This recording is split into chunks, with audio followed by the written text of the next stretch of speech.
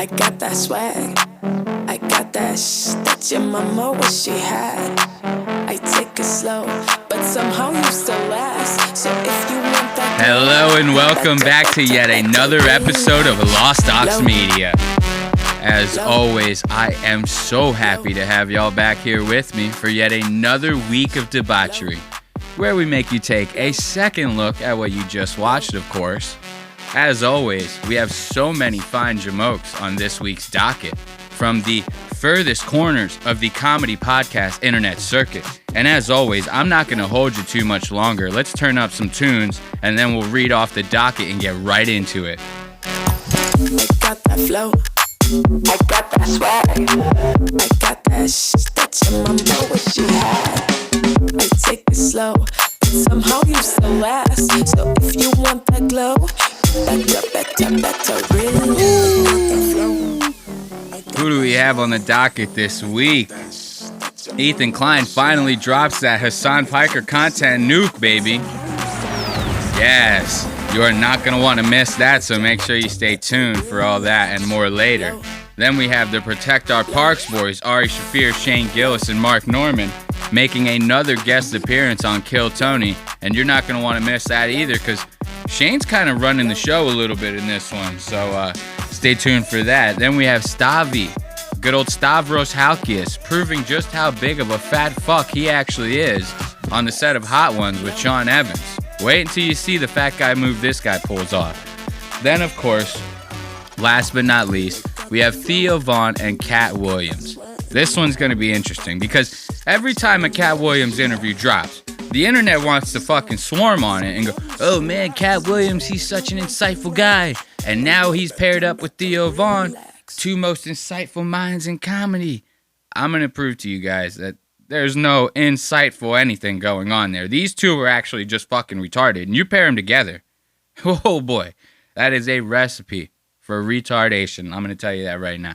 So I'm not going to hold you too much longer. Let's get into our first segment. We're going to start with Protect Our Park boys on Kill Tony. So as always, we like to start out the Kill Tony segments with a little bit of the Kill Tony a wardrobe and his intro, of course.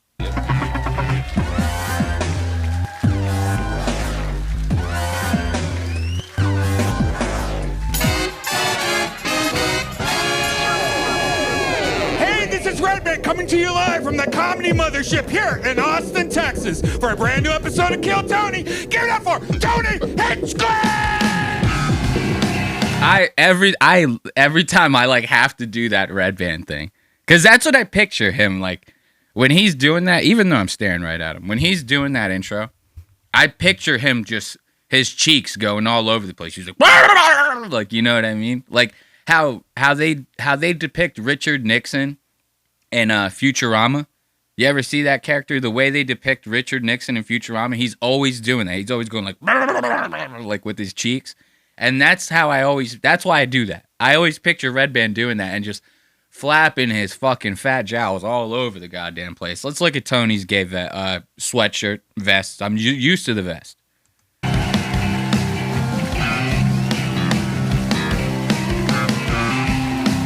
Look at that. He's got a Kill Tony hoodie on. Custom made, right?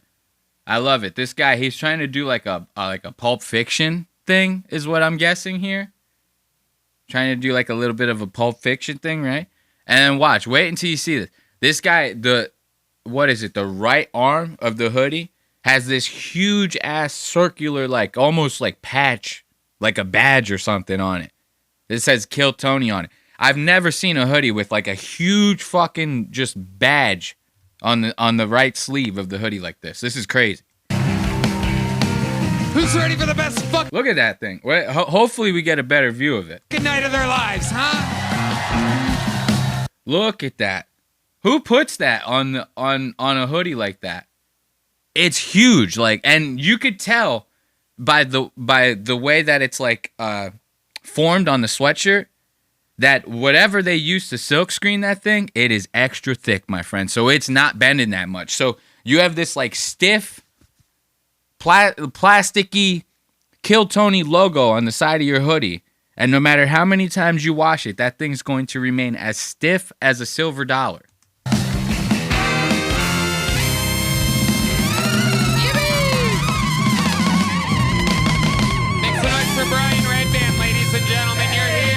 Make some noise, red band, whatever. Yippee! You know how they do in Kill Tony, man. So this guy, of course, coming in with the worst sweatshirt of all time. You would never see a Lost Ox Media hoodie that just had a huge fucking logo on the right sleeve like that. Maybe all the way down the sleeve. Maybe it says Lost Ox Media, something like that. I don't know. Whatever the design may be. You're never going to see some stiff, circular, plasticky ass sign on the side of the hoodie like that. That's just going to make the right arm stiff as many times as you wash the goddamn thing. So let's check out the good old Protect Our Parks boys. Let's check out their intro real quick.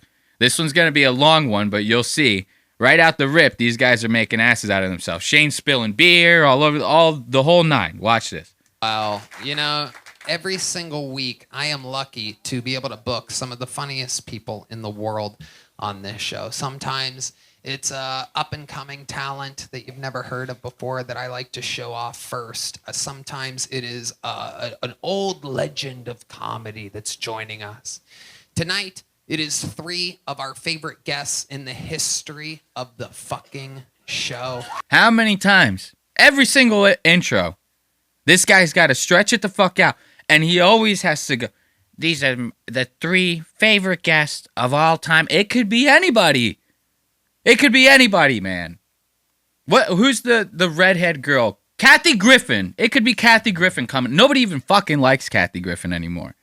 It could be Kathy Griffin coming out of that goddamn curtain. And this guy would be like, this is our favorite guest of all fucking time. I hate it. It drives me crazy every single time he does one of these. It drives me fucking nuts. It doesn't get any better than this.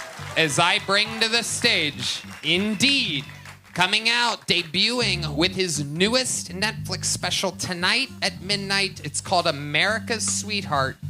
It is Ari Shaffir, Shane Gillis, and Mark Norman. Indeed. Oh, indeed, yes. Oh, yeah. The boys are back in town. Shane Gillis, Ari Shaffir, and Mark Norman. Let's fucking go. Look, right out the rip, I gotta say something about Shane's fucking jacket. That's crazy talk, bro. Like, I know I tend to have a little bit of a bias towards Shane because I actually think Shane is funny. But you got to call a spade a spade. I'm sitting here making fun of Tony's fucking wardrobe every time I cover the guy. You have to draw attention to this shit.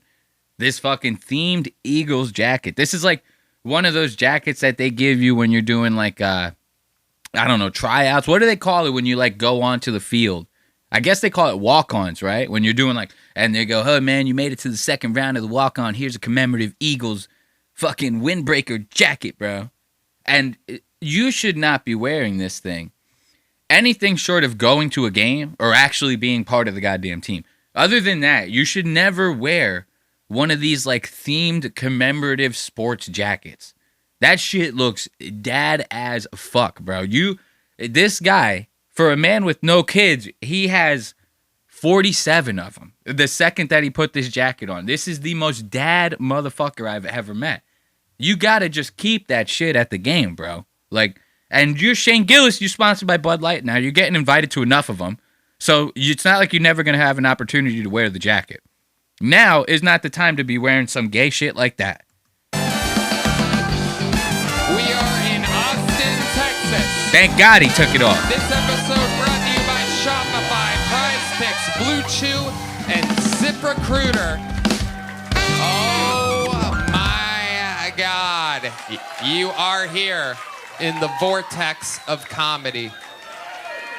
Fresh off of a brand new episode of Now, remember, you hear Tony, fresh off of it. I'll let him finish. Protect Our Parks. This is Indeed The Boys. Mark Norman. So now he's Indeed. That's Tony's new thing.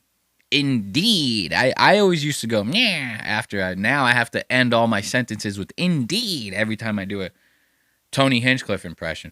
So remember, you have to take in the lens of like watching these guys. You have to do it through the lens of like, they just got done recording an episode of Protect Our Parks. We covered it a couple episodes back. Go and watch it if you want to get caught up. So these guys just got off of a 5-hour bender. They've been drinking whiskey out the ass, smoking cigars and weed. Joe's probably been feeding them fucking mushrooms out the goddamn ass. The whole nine. So you already see Mark. He's sitting there fucking doing with the glasses, trying to be like, hey, like all fucking hacky and shit. Everything these guys are going to be doing is out of the filter of them being wasted as fuck. So just keep that in mind. Shane Gillis and Ari Shafir. American Sweetheart comes out tonight at midnight. America's or American? America's? America's Sweetheart. Belonging to America? Absolutely. That's me. That is you. The old red, white, and Jew. Mark Normand here, sunglasses up, long day, protect our parks, 5-hour episode from what I'm understanding. All profits go to the Maui fires.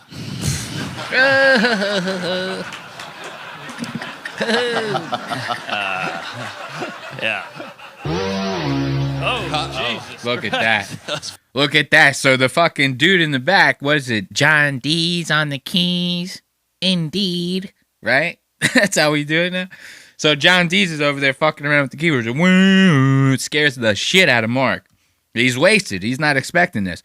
And then he just goes and drops like the most racist fucking remark back to the guy. It's crazy. Yeah. Oh, Jesus Christ. Those fucking blacks. And brought to you Time. by Bud Light. Look at how is it? You know what's funny? Is later on I'm going to show you a time code where Red Band does a little like sound effect on the soundboard, and they all go, "Whoa, Red Band, what the fuck? That was racist as hell." Wait until I show it to you. It's actually kind of funny. But they all like hound on Red Band over it, right? This guy gets scared over a little bit of a keyboard on the keyboard drop, right? And he turns around, and the first thing he goes, "Whoa, the fucking blacks, man.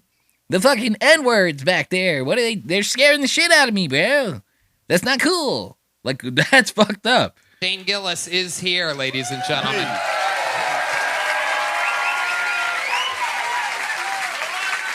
Three veterans of the show. You guys all know how it works. Who's on drums? That is Charles Reed. Michael Gonzalez is playing with Keith Urban tonight in a football stadium somewhere. This band plays. These A round of applause for Keith Urban. Who gives a fuck? I like that. I like that because Shane's right. Nobody gives a shit about Keith Urban. Just say fucking Mike Gonzalez, the normal Mexican drummer who's supposed to be there. They're asking about it because now that there's like some fat black dude there. And as you can already tell with Mark's remarks, they're not used to having a bunch of black people around. So, naturally, Ari sees a fat black dude on the drum. She's like, "Whoa, bro, like, who's the black guy? Who's the shabagoy? Who's that guy?" You know?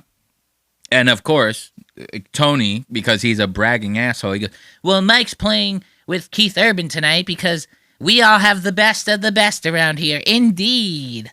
As Shane knows, he's like, nobody gives a fuck about Keith Urban, Tony. Shut the fuck up. Who gives a fuck? The band looks more urban. Again with the black jokes. You got some new digs here, Tony. Like nice new equipment. Yeah, You're leveling up. We're upgrading. Look, this is so funny. Because the way that Mark says this, he's like, "You got some new digs here, Tony. You got some new equipment. Yeah, it's pretty cool. It'd be a shame if, like, something were to happen to it, yeah? It'd be a shame if, like, all three of us came onto your set wasted as hell with beers and drinks and cigars in our hands, and we had no idea what the fuck we were doing. That'd be a shame, right?" You know, Mark has the worst voice. Like... And to have a podcast with that kind of voice, it's on the level of like Steve-O. You know, like if you sound like Steve-O or Mark Normand, even fucking close, you cannot podcast. It's like, I think Trump is actually about to write an executive order about that shit. You cannot have a voice like that in podcast. So Mark's sitting there going, oh, you got some new equipment. I see you got like some sound monitors up here. There's some new wires I never seen before. You know, this is all really nice. Now watch what Shane does with all this nice equipment on the goddamn table. Grading. We even got Look at that. we got it all. We got a little fucking monitors here so that we can hear better for the first time ever. Just got to get rid of Red Band. And we're moving. Yeah. Yeah. He's hanging on by a Oh thread. my god, that would be the He's, all he dream. does is press fucking bird buttons or whatever. Oh, fuck. He got you. He got you bad on that. I mean, Now look, this is what I'm talking about. Shane, I almost got distracted by it. You probably might not even caught it. I almost got distracted by it because they're sitting there shitting on Red Band. And how many times do I say that? I say it all the time. I'm like, it is a matter of time before Tony like outgrows Red Band, gets sick of him, whatever the situation is, and he tosses this dude aside like a fucking old sack of fucking potatoes or something. It's gonna happen.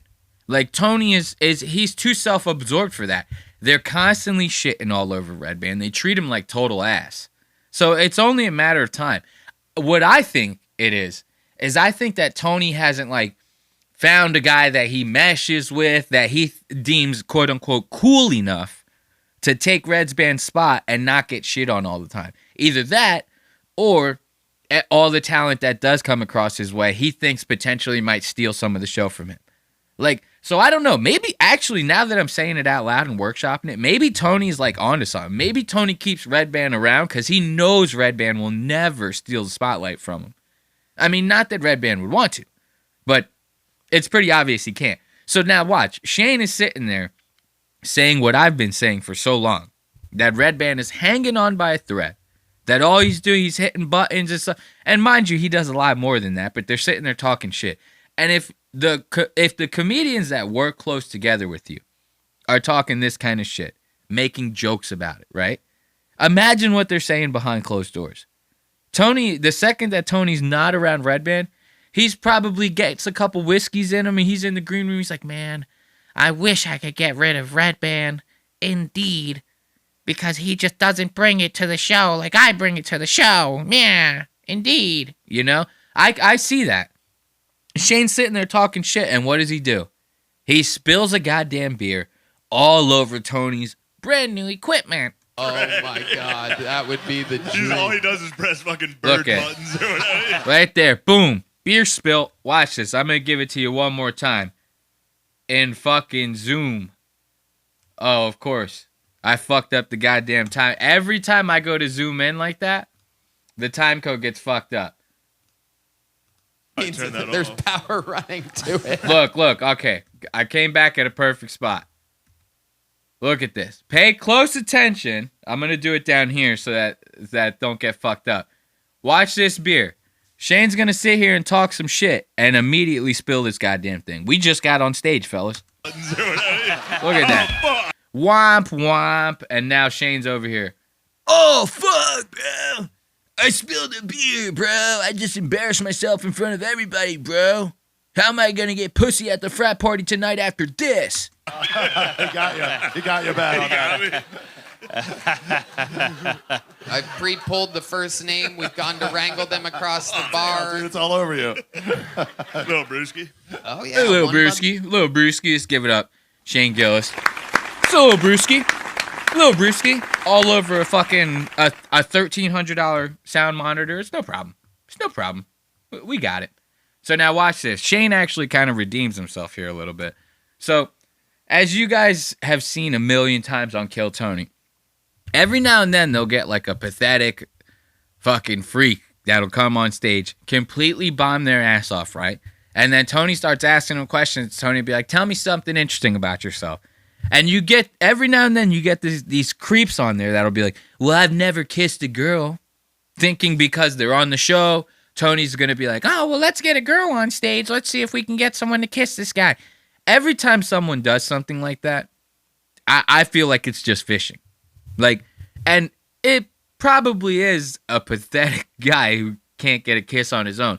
But to use that opportunity to try to like fish for a kiss, right, during a live show like that is probably one of the creepiest things you could do as a normal functioning man, quote unquote, right? So this guy comes on stage. Like I said, what's the formula? He bombs his ass off, right? Right after he bombs his ass off, Tony starts asking him questions. He goes, well, I haven't been laid in like 2 months. I haven't even kissed a girl in 2 months, man. And Tony is going to, like always, try to get the audience to come on stage, you know, a poor, unsuspecting woman who's just trying to enjoy the show. Now she gets a spotlight shined on her. She feels pressured, right? You know, what's she going to do? What are they all going to do? They're all going to, because here's the thing. These girls are choosing to do it, right? But if it wasn't like a live comedy show scenario, they wouldn't just go like, let me kiss this random guy. So a lot of these girls in there, they feel pressured because they're like, oh, maybe I want to get on stage. Maybe I want to get noticed, right? You know? It's a little weird. So now watch. Tony's going to try to get someone in the audience to come and kiss this dude. Big old motherfucker. Watch this. I have not gotten anything out here yet, though. I've been talking to ladies. I could have secured some shit, but nothing yet. Have you kissed a girl in Austin? No. Really? Yeah. 2.5 months, no kiss? Nope. What are you trying? What are you doing? I was close with a black chick, but... Whoa. Yeah. And then what? You called her the N-word and ran away? Is there a girl out there that wants to give this guy his first Austin? Look at this. I got to go back. Obviously, Tony's about to... Is there a girl out there who wants to give this guy his first kiss? Now, watch. Mind you, every woman in the audience, right? They've all been getting a side view of this guy's fucking head, dude, which is not fucking pretty. I mean, for those of you just listening at home, this guy's head is like not shaped in a rounded way like most people's heads is. He's a bald dude.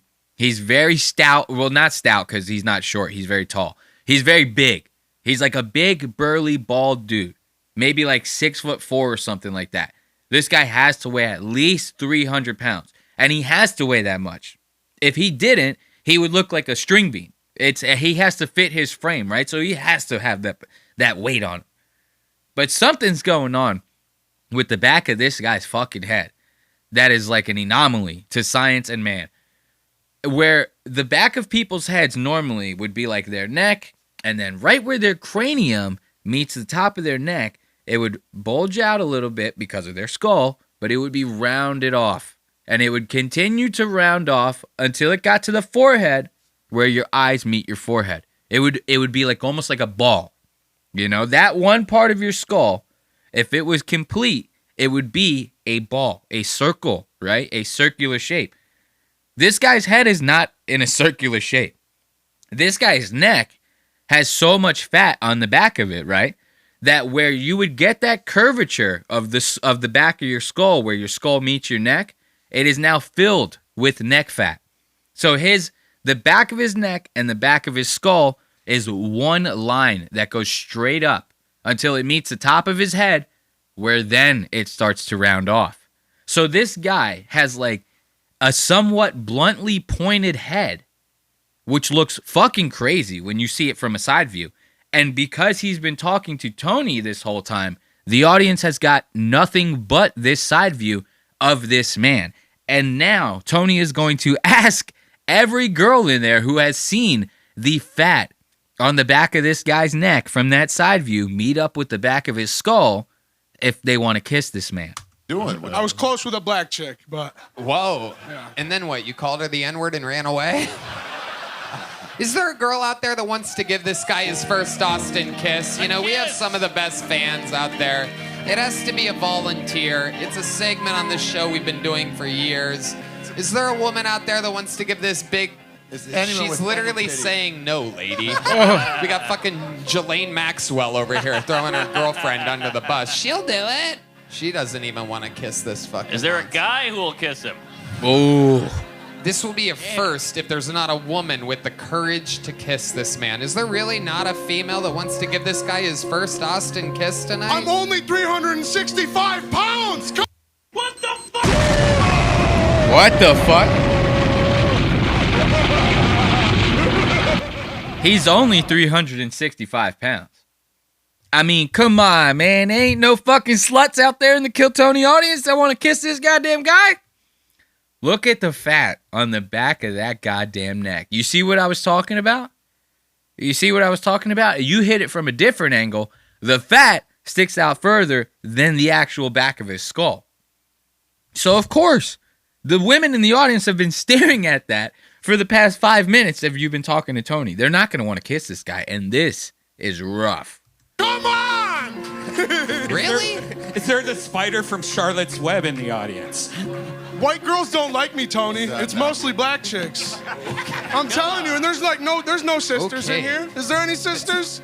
Unbelievable. Is there any single sisters in here? Come on. Don't talk. We're close. All right. One of them's gonna break, is and you're gonna get a kiss. Typical auctioneer problems. I've Going made- once.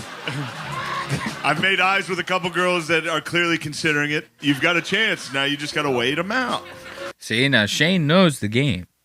Shane's been to enough frat parties in his day, to know. He's like, you slip the pill in the drink, and you just wait him out, You let him get sleepy a little bit, You let them get a little sleepy, and then once they get a little sleepy, they get real encourageable, and then after that, who knows? You can do whatever you want with these Austin sluts. So he's made a couple. I'm sorry. He's made some eye contact with some unsuspecting women in the crowd, right? And they're all looking up, smiling at him. Oh, it's Shane Gillis. Yeah, he's sitting there practically forcing these fucking women to do this goddamn thing by staring at him like this. They still don't want it. Isn't that some shit? They still don't want it. Except for one. One heroic woman comes out of the crowd to try to get this shit done, right? And watch what happens next, man. This is quite fucked up. Here for his first Austin kiss, everyone. This is Big Vinny.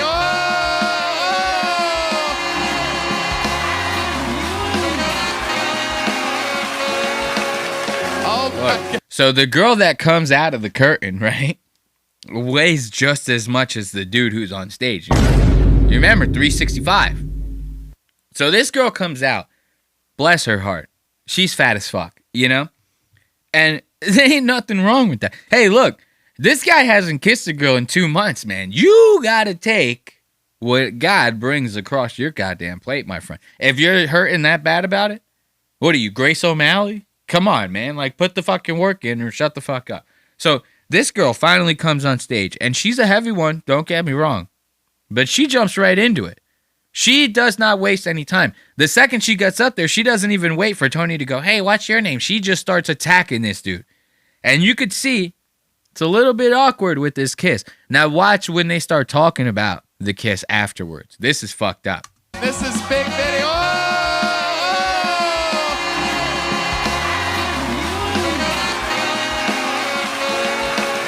Oh my God. Oh my God. What a hero. What's your name, lady? My name is Miss Shelby. Miss Shelby. Hell yeah. Oh my goodness. Absolutely incredible. Miss Shelby, how did that kiss feel? You didn't really kiss me. That's what fucking sucks. Yeah. Big Vinny says Get in there, Vinny. Big Vinny says he. Vinny, what's wrong with you? He keeps going to my side cheek. Vinny, kiss her. What are you doing? Why are you being a coward? Big Vinny. So this guy, it's clear that he doesn't want to kiss her, right? And you could, that's fine. You know what I mean? The guy can say no. See, that's something we forget in society.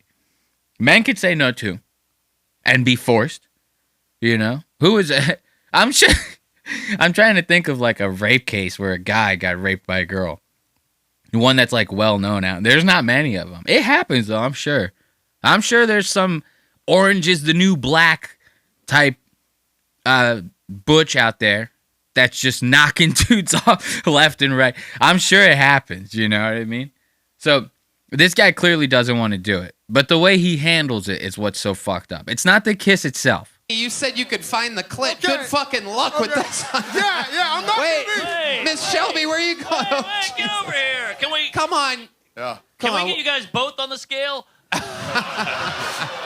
definitely gonna make it. The scales All right. of justice. Did I kiss a teacher? Are you a teacher? What the fuck? I'm a violinist and A violinist. Oh my goodness. Say hello to my What little happened? There was friend. no kiss? I did it for the show. I did it. Yeah. I'm not into you. Oh, Big Vinny. Oh, come on. Vinny, you nasty fuck, dude. You think one of these girls was gonna be into you? They're gonna do it. Actual beautiful chicks. Yeah. So Liz, Shane's wasted as fuck. He's you nasty fuck. You think one of these girls is gonna be into you, man? If this girl was gonna do it, man, she was gonna kiss you, man. Shane's wasted as fuck. But he's got a point. Like, he didn't have to say that. He could have just been like, oh, I'm sorry, I was nervous, I was whatever. Instead, this guy uses this as an opportunity to try to claw his way out of his embarrassment. Out of the fact that he just bombed on stage, he just embarrassed himself by telling everybody that he can't get pussy on his own, right? So, what does he do? He tries to reach for any lifeline he possibly could, and instead of just dealing with his embarrassment like a man should, he trashes the fuck out of the one girl in the entire audience who even wanted to get up there and attempt to kiss his fat ass. Watch this. I do it for fun. She's beautiful too, bro. I'm not. Come on. Because you're asking why I didn't stick my tongue down your throat. What the fuck? I'm not going to. Come on, give him a hand job real quick. Let's make him come. Let's make this pussy come. Oh. All right. I have standards. How about a hand for Miss Shelby, everybody? Miss Shelby, you're a superhero. Look at Shane's face when he says that. That's how you know, dude. Shane's about to lace into him too. Watch. He goes, I have standards. Watch Shane's face. For Miss Shelby, everybody. Miss Shelby, you're a Shane's like, what the fuck? Did you just seriously say that, dude? So Shane doesn't like the fact that this guy is trashing this chick like that. So Shane's about to talk some shit back to him. superhero. Thank you. Hell yeah. You wanted me to be mean. Big No one Vinny. wanted you to be mean, dude. Big Wanted to Vinny. kiss her. How Should've been dare nice. you? I kissed her, and then you're asking why I didn't go harder. Oh my God. I can get laid, bro. I've been laid. Don't need that. Vinny, it's been months. Yeah. What are you Vinny, talking about? I turn it. Look, so Shane, you could see on Shane's face, Shane ain't joking no more. Shane's like, why the fuck are you being mean to this fucking fat bitch, bro? Like, I don't know. Like, I'm not even fucking around. No, With Vinster, bitches like that, Vinster, yeah. don't lie to me, Vinster. I'm not gonna take the lowest rungest shit. Don't. I'm Why not are we that talking type. about this woman like this? yeah. She was nice enough to come up here. She was not. She saved you from an. Nobody Everyone was. It was sad when no one would kiss Yeah. you. Literally, And then nobody wanted to kiss This you. woman came out of nowhere to save you, Yeah. Yeah. and you. God damn, Vin. You gotta go fuck her. Where'd she go? Give Miss Shelby one of these. Yeah. Where'd she- here we go. She gets a big joke book. You get a little joke book. How about that? Oh, Fuck you. He didn't catch it. There he goes, Big Vinny, everybody. Boo this Vinny, man! Get the fuck out of here, nasty motherfucker. Get him out of here. Get Look, he doesn't even go to pick up the fucking little joke book that Tony threw at him. Fuck him. Fuck him. Give it up for Shane. Shane's a fucking knight in shining armor right there. You know what I mean? That's good shit. I'm not gonna lie. That's a nice move on Shane's part to defend that girl like that, because it really was sad when you sitting there seeing that guy, Tony on the mic. Does anybody want to come up and kiss this man? Indeed. Crickets, nothing. That's some sad shit. And that girl comes up there like that. You're gonna call her the lowest rung of shit? Okay, that's how you want to live your life. So now watch. Remember, I told you these guys are wasted as hell, right? These guys are wasted as fuck. And this next mic bucket pool, I should say, gonna come on stage and start to try to do his set, right? We're not gonna listen to the set. I want you to pay attention to Mark. Mark, as soon as this guy goes to start doing his set, Mark knocks over a glass cigar case. One of the hot blondes that works the stage, that brings like drinks out and cleans the microphone and stuff. I think her name is Heidi Klum, something like that. She comes out and she brings them cigars, right? And they're all encased in glass. Mark opens one up. He starts trying to give them to the boys. Hey, guys, you want a cigar? We're about to smoke a fat one like we do on Protect Our Parks with Rogan. Yeah, it's fucking comedy, you know? So as soon as he starts dishing out the cigars, he knocks over one of the glass cases and shatters it all over the stage. Now, if you pay attention, you see there's a lot of people in this crowd. and a good chunk of them are sitting right in the front row. So where's that glass going to go? It's going all in people's drinks. It's going all over the tops of people's beer cans and shit. And now Tony and the Comedy Mothership have quite the liability on their hands, potentially speaking, of course. So what happens? None of these guys can pay attention to jack shit this guy says, right? Matt Bellick. I'm going to be honest with you. I didn't hear a word of your set. Yeah. Mark Norman broke a glass cigar case, and a lot of it, the shrapnel went into people's drinks, and I'm making sure that the drinks didn't get drunk. It's literally on the can. Yeah. Let's drink it. Sue him. Drink it. Eat the glass. I like that. I'll buy you another drink. Whatever. I like that. Tony's sitting there actually worried about it. Because, Tony, his relationship with Joe, the club gets sued. What's going to happen next? Who knows? Maybe Joe tells him, hey, man, can't do your show at the club anymore, man. Can't cost me any more money like that, man. It's crazy. It's crazy, man. Trans people, man. That's just the way the world works now, man. So Tony's got to be worried about this. Shane doesn't give a fuck. Shane's like, this isn't my show. This isn't my club. I don't give a fuck how good of friends I am with Joe. So he starts joking around. He's like, eat it. Eat the glass. Eat the fucking glass. He's going to start like really digging into this joke. It's actually kind of funny because I thought Shane was supposed to be Joe's friend. Why are you making jokes like this, Shane? Drink it. Eat the glass. I'll buy you one. I'll buy you another drink, whatever that was. I got it. No, I got it. Yeah, I'm protecting us. On a very Jew-heavy episode, I'm protecting us from losing it all here. I'm literally... Eat the glass. I have to tell our fan base, don't drink the glass. I'll represent you. I'll buy you another round. Do not. We're going to take this fucking thing for all it's worth. Eat the fucking glass. How much did that Holocaust? Just stop. Right. Please stop picking it up. Don't even touch the glass anymore. Wow, I'm also cut. Oh no, wait. Fuck. Good old Ari coming in with the Jew joke. I like that. So that's just funny to me because it's like, it just shows you how much these guys are like half in the bag already off of this Protect Our Parks shit. And it's funny because you see, we covered Protect Our Parks last week. Now you see the aftermath of this. You ever watch an episode of Protect Our Parks and you just go to yourself like, man, what happens after they shut the camera off? They all ate like half an ounce of mushrooms, drank a handle of whiskey, and smoked 19 cigars, all to the dome. What are they doing afterwards? This is what they're doing. They're just getting wasted, going to another show, making asses out of themselves.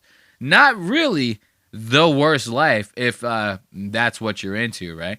Now watch Shane run the show for a little bit. This is actually kind of funny because it seems like everywhere this guy goes, he's running the show a little bit. Like, people really kiss his ass that bad.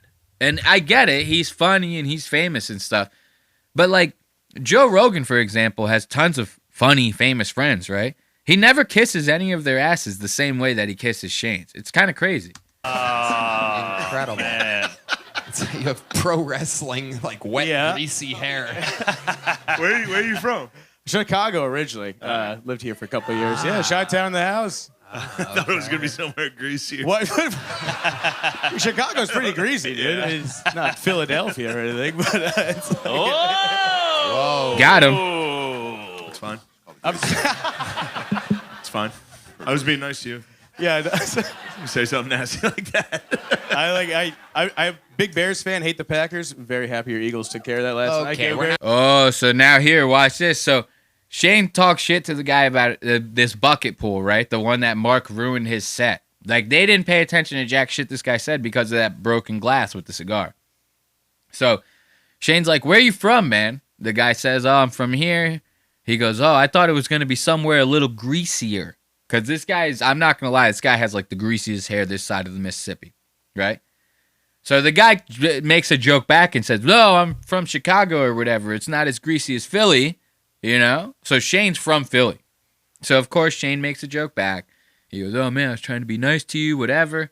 So now the guy tries to save this situation by starting to talk football to Shane. Now, obviously, if you know anything about Shane, and we just got done talking about Shane's gay-ass Eagles jacket. This guy loves football, right? So Shane's like, whoa, his ears start perking up. He starts trying to have a conversation with this dude. And you heard it right when I paused it. Tony's like, okay, we're not going to talk football now. And Shane literally tells Tony to shut the fuck up in the middle of this. Watch this. I big Bears fan, hate the Packers. Very happy your Eagles took care of that last night. Okay, Go we're not Bears. talking Yeah. about this. Ain't fucking All right. No, let's talk ball. Tony, shut the fuck up. We're talking ball. Barstool. I love that. Welcome to Barstool's Kill Tony. Notre Dame, this guy's fucking well, the killing it. Packers Notre this Dame's doing year. pretty good. Yeah, hell yeah, bro. Actually, when's this come out? Monday? The When's this Monday come after. out? Yeah. So this will come out when? Look at that. I almost didn't even notice this.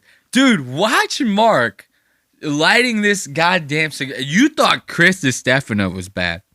If you remember when we talked about Chris DiStefano on Joe Rogan, the history hyenas, Chris could not light this fucking cigar to save his goddamn life. Like, I'm talking, he looked like an infant lighting this goddamn thing. Mark seems to have a little bit more control over the cigar part. You know, he's used to having long brown things around his mouth, so he knows how to handle that. It's the lighter that he's having trouble with. Well, look at him lighting this goddamn thing with this crazy crack flame. This thing is huge. Actually, when's this come out? Monday? Look at him. Jesus fuck.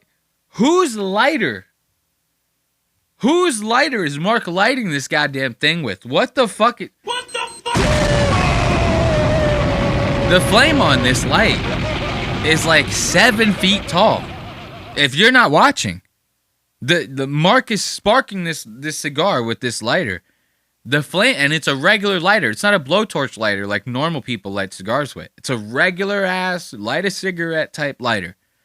But somebody did the old crack trick to it, you know, to where they make the flame like bigger than it's supposed to be. So he's got a 17-foot tall flame he's trying to light this goddamn cigar with. And every time he goes with the cigar to puff it, to get it lit, the flame bursts out a little bit because he's blowing air into it. So this 17-foot tall flame is going poof, poof, poof, every time he goes to puff on the goddamn thing to get it lit. Watch this. Well, the Packers Notre this Dame's doing year. pretty good. Yeah, hell yeah, bro. Actually, when's this come out? Monday? Look at the size. Look at the size of the flame. This come out. Yeah. So this will come out when Notre Dame. Jesus Christ, that was insane. And Shane's still running the show the whole time that's going on. Dame's playing. Damn, think about it. Right now, Notre Dame's lifting a national title.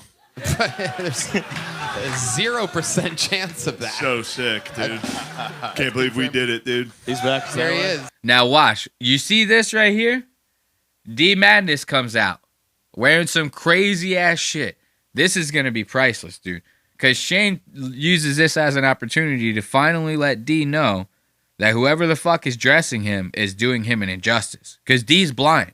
So it's like he dresses like a blind guy. That's the crazy part. So this joke that Shane makes is like 100% just. It's not like he's making it as a joke. He might as well be 1,000,000% serious. Because D Madness is the only blind guy that I've ever seen that actually dresses like a blind guy. Like, that's supposed to be like a joke. You know what I mean? That you say to someone. Someone leaves the house. You're about to go out for the evening, right? Like, you're about to hang out with Shane Gillis, so you're going to a Kappa Zeta Pi fucking frat party, right? So you got to dress to impress. You're trying to get some bitches, bro. So one of your boys comes out dressing like a total fool, right? One of you says to him, "What are you, blind? Would you have a blind guy dress you today? You can't come to the party dressed like that." That's when you would say something like that. D Madness actually dresses like a blind guy. Like, blind people normally have handlers. This guy dresses like nobody takes care of him. Like, he legitimately lives completely by himself. There's no braille on the clothes. So he literally cannot tell what the fuck he's wearing. And Shane steps on this. It was the new Notre Dame mascot after Monday's game. It's D Madness, everybody. Holy shit. Is he all right? He takes. Oh, okay. He puts the two eyes in Guys, Irish. D, you gotta talk to whoever's dressing you. You gotta have a chat. Because they're not telling you what that looks like. That's nuts. That's crazy. Who's dressing him up like this? He's dressed like in living color. I like that. He is. Ari Shafir. He's dressed like in living color. That's a good one. If you don't know about, see, that's, I'm showing like my age now by saying that. By being like, oh, he's dressed like in living color. I know what in living color is. Isn't that crazy? I actually know it in living color. It was an old comedy sketch show, kind of somewhat like SNL almost, but a little more rough around the edges. There was another show back in the day, a lot more familiar with people, called Mad TV. Same style show. In living color was the hood version of Mad TV, dog. You know what I'm saying? A lot of good ethnic people coming out of In Living Color, you know? And the reason why Ari's making that joke is because D Madness has got like a fucking dashiki on, okay? This guy's dressed like a Black History Month teacher or whatever, like a college teacher, like a college Black History professor. You know, that's what this guy's dressed like. So it's just funny that this whole thing is happening like this. Now let's give it up for Shane and his awesome joke. Running the show a little bit. You know what I mean? Now check this out. We're going to listen to this, the red band monkey sound effect. This one's fucking crazy. So as soon as we get in here, it's kind of long, so I'm going to let this clip breathe a little bit without stopping it for a little. So they're talking to this dude. He's one of the bucket pools. This guy is telling them about a situation that he got caught up in with one of Tony's like producers or something at a previous Kill Tony show, where this guy got kicked out of the show and almost fought with one of the producers, right? So he's telling the story of what's happening. Now, during that, this story takes a little bit of a shift to where he starts telling a story about when he smoked a blunt with Tony back in the day. And the details of this story are a little bit funny, so I thought I'd share them with you here. What were you smoking? A Black and Mild? Crack. Oh, okay. All No, right. it was definitely weed. It was weed. Yeah. That makes perfect sense. Yeah, I mean, I smoked a blunt with you about 2.5 years ago. Really? Yeah. Ooh. You're freaks, Tony. Damn. Oh, how's it feel? Where the fuck were you and Drama King hanging out? You know?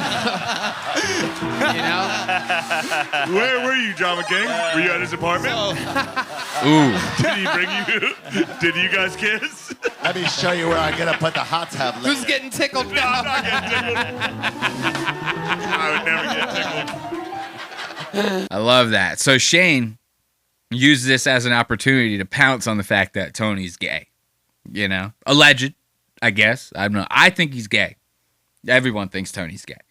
So as soon as this bucket pool, who's apparently named Drama King, goes, "Oh yeah, me and you smoked a blunt not too long ago, Tony." Shane's like, "Whoa, where'd you guys smoke it? You smoke it at his apartment? What's going on here?" I love that. When I see Shane like this, it really warms my heart to see somebody really going out of their way to make fun of the fact that Tony is a gay man. Where did we smoke this blunt? So it was at the back of the creek in the cave. This was when the creek. Yeah. That's where all the lovemaking happens, Drama King. Yeah. It was during a Legion of Skank show. You came out in a cowboy outfit. There was pretty much no. Isn't it? Toy tracks. Believable. Sounds about right. So now picture this. Picture Tony at a Legion of Skank show, so you could only imagine how the audience looks there. I mean, Drama King's one of them. And they go to smoke a blunt in this back room. Tony comes out dressed as a goddamn cowboy. And you trying to tell me that's not the gayest shit you've ever heard in your life? And I love that Shane's reaction to this is so fucking priceless. Like, to see the pitch that he's screaming.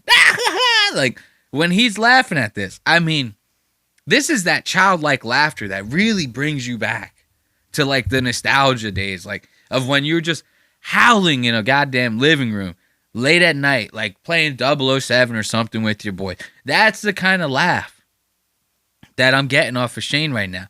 This shit really turned my day around when I watched him laugh at the fact that Tony was smoking a blunt with Drama King dressed as Woody from Toy Story 2. I love that. That's where all the lovemaking happens, Drama King. Yeah. It was during a Legion of Skank show. You came out in a cowboy outfit. There was pretty much no. Isn't it? Toy tracks. Believable. Sounds about right. You cannot help but laugh when you hear Shane laugh like that. You can't. You cannot help but I laugh almost every time. It was during a Legion of Skank show. You came out in a cowboy outfit. There was pretty much no. Story tracks. Believable. Sounds about right. We taped a little episode Oh, of Broke God. Black Mountain. Yeah. It was right after the paying day. So I was smoking a blunt, and you walked up and hit it. No, I was smoking a blunt, and I asked you if you wanted to hit it, and you were like, "Sure, man." Yeah, that's right. I don't know why you had to do that voice, Drama King. But God damn it, Drama King. Sure, You want to hit this? Yeah. Sure, I'll fuck you. What else happened though after that? You guys, what did you guys talk about? What did you guys do? So it was right after Tony was going through a situation, and he was the pang dang you said, right? We were talking about the state of comedy, etc. And he was like, "Yeah, man, you know, people." All right. What's going on? You nasty motherfucker, Drama King. Dude, you gotta give it up. You have to give it up for this Drama King fucking guy. His impression's good. You know, I like that. Because I do that every time I talk about these guys, you know. Tony, I picture Tony. Hey, man, can I hit that blunt? Yeah, indeed. Yippee! He hits the blunt. Yippee! Look at this. This is actually perfect. Remember I was telling you about that huge, thick, plasticky badge that's on the side of the fucking right arm of this guy's Kill Tony hoodie? Look at this. This is like the best view that you're going to get out of it. This thing literally looks like a plastic coaster. That's how thick and stiff this goddamn thing looks. You can't have something like that on the sleeve of a hoodie, man. You cannot do it. You cannot do it. Okay? Now watch. They're going to tell a little bit more of this story, right? And Red Band's going to play that quote-unquote racist soundbite, right? He plays this. It's a joke. It's whatever. The way that they hound on this guy for this racist soundbite, when Mark Norman literally during his intro of the show calls the keyboardist and the drummer blacks because he got scared because the keyboardist was like testing out his tone a little bit in the back, you know? So Mark can sit there and go, whoa, the blacks scared me. But Red Band can't play a little soundbite? Come on now. Come on. There you go, Timmy. He got you in one word. Yeah. All right. Two more. Two more, Tony. I mean, this is wonderful. All right, whatever, dude. Yeah, it was a terrible impression. I like how the guy does the impression, which it was a bad impression. It was like somewhat bad. But it's because they put him on the spot, right? But right after he does the impression, Tony goes, okay, whatever, dude. And sounds exactly like the impression. Like, he sounds exactly like the way the guy was trying to make fun of him. And the guy's impression wasn't even that good. So Tony said, whatever, dude. All right, whatever, dude. Yeah, it was a terrible impression.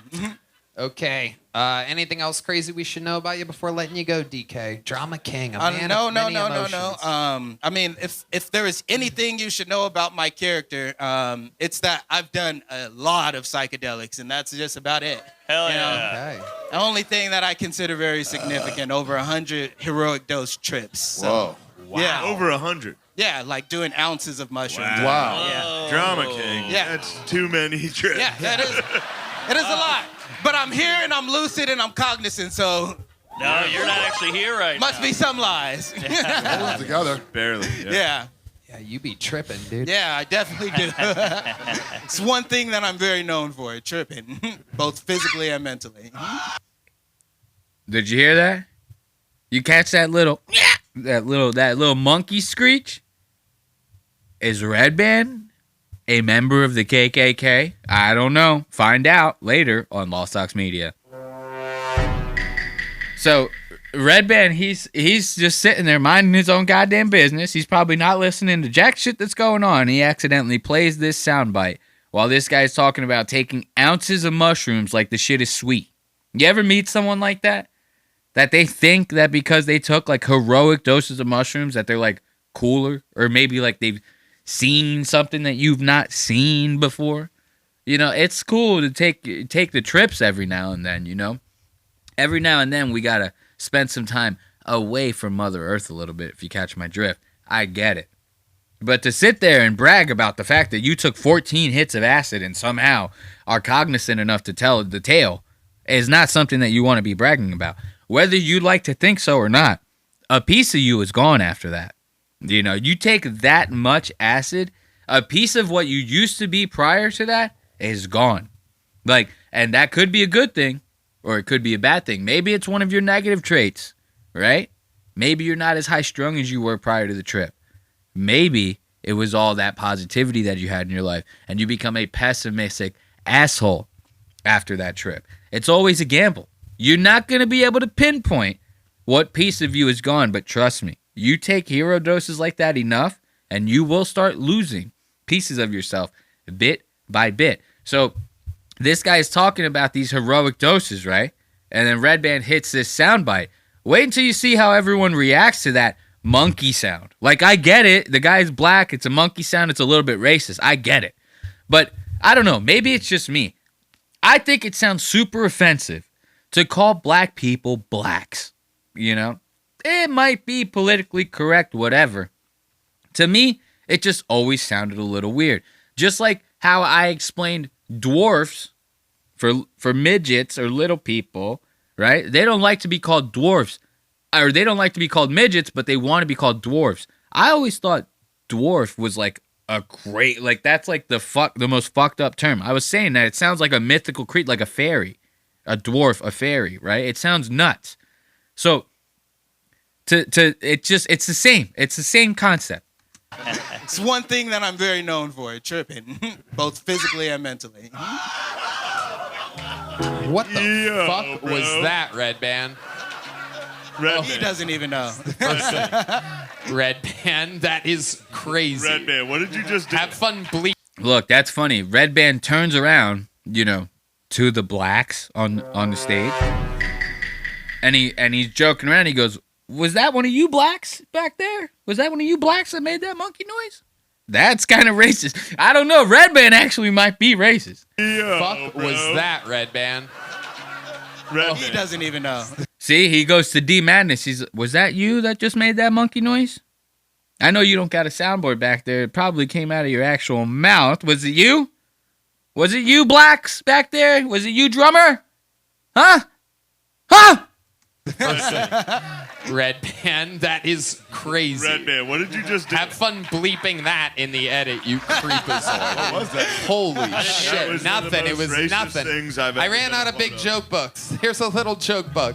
Thank you. There he goes. John McCain, on behalf of Red Band, I apologize. I don't know what that was. Nobody knows we did, so we moved on. Nope, we're not editing that out. We're going to keep that one in. Red Band, disgusting. Drama King, we all apologize. We all apologize. We all apologize for it. All right, so we're running out of time for this one. I want to show you guys the ShamWow guy. I was actually very surprised by this. Like, and I'm sure you are too, to hear me say, oh, the ShamWow guy, just out of nowhere like that, right?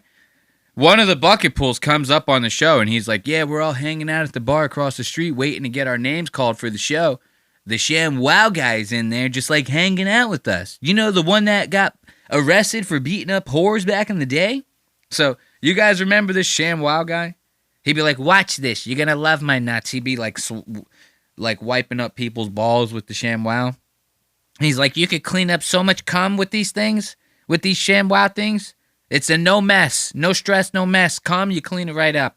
You know, it's like the most innovative towel that you've ever seen in your life. Jizz Rag 101. So they hear about this. They go, yo, you got to bring that guy over here. And the reason that they're doing that is because they, in their mind, they go, okay, this guy's got to be fucked up. He's been out of the limelight for a while. Last time we heard about him in the news, he was beating up hookers, right? So, of course, they want to try to get the freak show on stage. And he doesn't disappoint. He's just as bit of fucked up as you imagine him to be. To you here to be on the podcast for a bit. This is indeed the ShamWow guy, Vince Offer.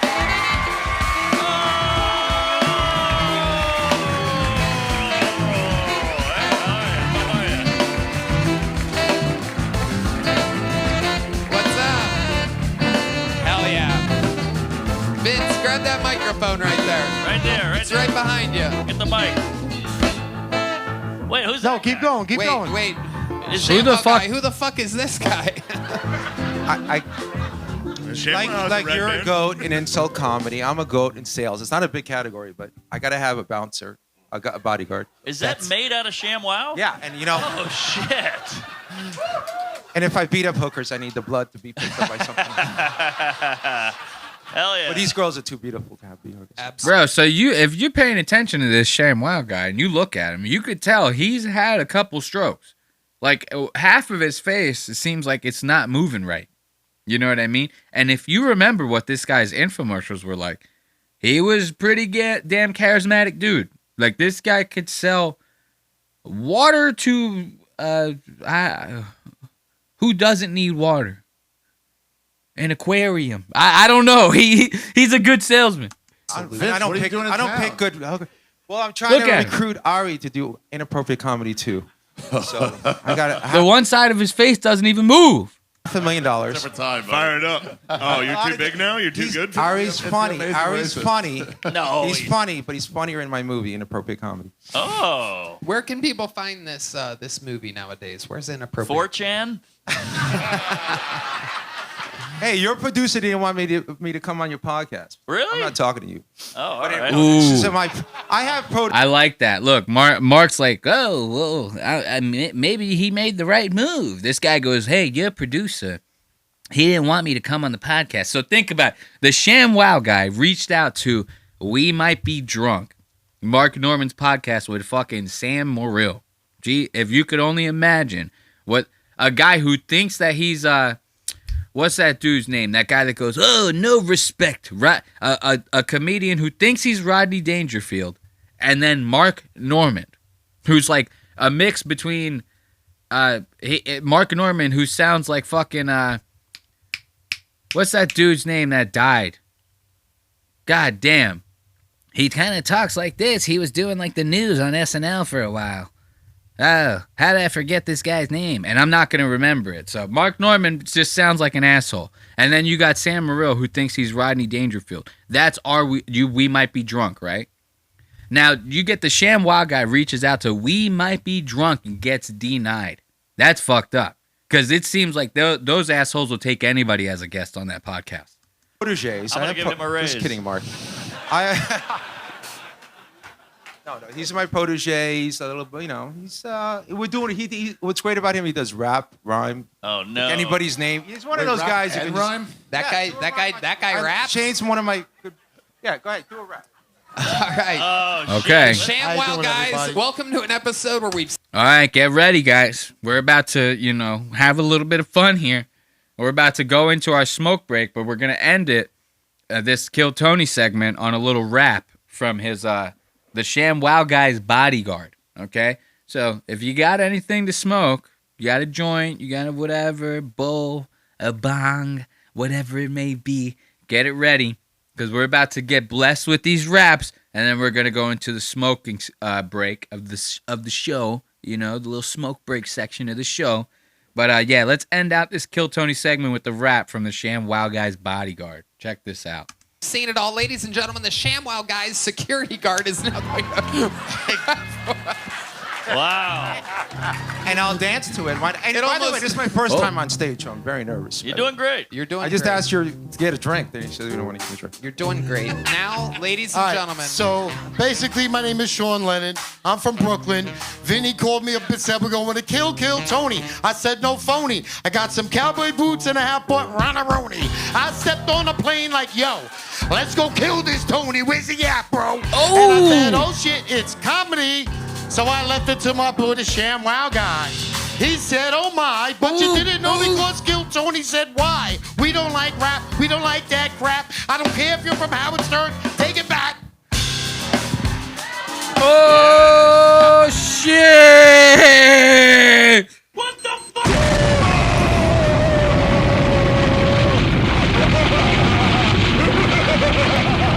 fuck? Jesus Christ, let's give it up for the ShamWow guy. Oh, fuck. I hit the wrong soundbite and the soundboard crashed, thank God. Because it was about to play that what the fuck boom again. We don't need that. I was going for the applause. So let's put on a little bit of music, and then we'll get into the smoke break section and have a couple more segments left on Lost Ox Media. Thank you for joining me once again. As always, you can stay up to date with all things Lost Ox Media, or if you want to support the show and buy merch, you can visit www.lostox.media.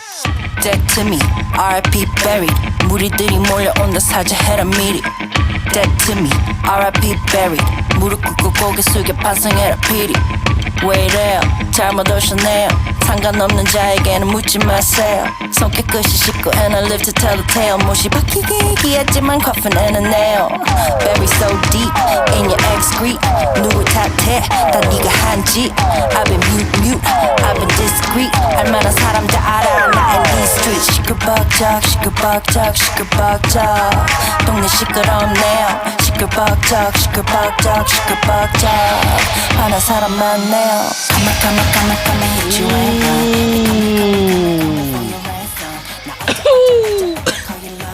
Can't beat that Tina Mina, baby. Can't beat that Tina Mina. When you're dead to her, you might as well not be breathing, baby. You might as well not be breathing. So, we're going to get into the What's Eating Ethan Klein segment coming up next. The week segment. I'd be a pedophile for 20 million. Yes, you would, Ethan. So, like, you know, it's been going on pretty much since they got back from their holiday break that they did in December. Ethan comes back from this break, right? He talks nothing but this hater talk. Oh, man, all these haters have been making hate videos on me, and I'm not going to let them get away with it anymore. And for like 3 episodes, he's talking about the haters. Then he gets caught back up on this Hasan Piker crash out shit, which he's been doing for like the past 3 months. So when's it all gonna end? Nobody knows, right? Then it starts escalating into like Ethan not showing up for member streams. They're not doing regular streams. The LA's got wildfires. They're not doing streams for that. On top of that, Ethan's using it as like an opportunity to finish this content nuke hit piece that he wants to do on Hasan Piker. Think about that. Think about if you were like a paying member of that show, right? Paying $5 a month, $10, whatever it may be. And you have to sit there, 2 out of the 4 episodes that you pay for each month, that the host ain't even there. You have to rely on the crew to do the shit, right? Think about how crazy that is. I would be pissed. I'm not paying for that shit. You know, get that out of here. So he's wasting all this time to drop this content nuke. Hold on, I'm sorry. That's wires like caught up in my chair, and it's fucking driving me nuts, and it's getting me sidetracked. So he's been wasting all this time on this content nuke, right?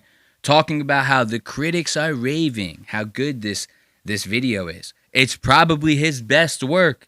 He put so much time into editing it, and it's going to 100% certainty bring down Hasan Piker. That's how Ethan feels about this. I'm going to tell you right now, this thing was ass. This thing was nothing but trash. Okay, you might have pointed out a couple of interesting things about Hasan Piker. I'll tell you, anyone watching this thing, or maybe 8 out of 10 people that are watching this thing, not even caring about any of the facts that you're bringing up on Hasan. I know I wasn't. I did not give a shit about any of the quote-unquote anti-Semitic things that Ethan was bringing up that Hasan did. You know why? Because I don't watch Hasan. I don't care. Ethan's audience probably doesn't watch Hasan either, if they're as dedicated to Ethan as he thinks they are, right? So why would any of us care? To me, this video came across as Ethan flailing. Ethan not being able to get his way, or maybe seeing an old friend of his thrive in a way that he didn't like, whatever the situation may be. He kind of like tries to frame this as him going, well, I platformed Hasan when I made him the co-host of Leftovers with me on my show. So it is now my responsibility to bring this guy down because the stuff that he's saying I don't like. So when I hear that, to me that translates to, I used to be friends with this guy and we used to do a show together. Now we disagree with each other, and I don't like the fact that he is just as big of a voice as I am on a different platform, but his voice is saying the opposite message that mine is. That's basically all I'm hearing when I hear that. You do not feel responsible for platforming this guy because he was already huge before you platformed him. Yeah, he might have gotten a little bigger after Leftovers, but it's not like this guy was a nobody. If he was, you wouldn't have done a show with him. So to sit there and try to frame this whole fucking thing as being like, it is now my responsibility to take down the Joker. Ethan is now YouTube's Batman, right? All because what? You don't like the shit that's coming out of his mouth? Because it has to do with an overseas conflict, the Israel-Palestine conflict, and you happen to have an Israeli wife? Like, okay, that's cool. You're a little biased on the situation. There's no way that it should have that much of an impact on your life or your psyche. And that's why people are covering this. That's why I am, at least, is because this guy is flailing about over a situation that really should not be that big of a deal to him. You can disagree with the message that's coming out of his mouth, but to take it to this extent, to like really let it ruin your life and like run your emotions like this is asinine. It's childish almost, you know, it's crazy. It's cuckoo. Terrorist. So let's go to the intro, you know, of course. It's starting out in a spot that I don't want it to. Wait until you see this intro.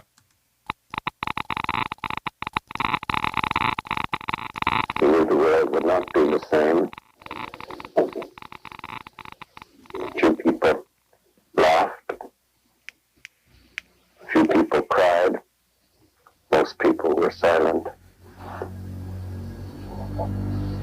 I remembered the line from the Hindu scripture, the Bhagavad Gita. Vishnu takes on his multi-armed form and says, "Now I am become death, the destroyer of worlds." We think the Houthis, Ansarallah, is doing what Houthis want.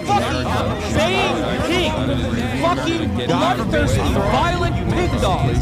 Why am I held accountable? God forbid you throw up the fucking green Hamas banner.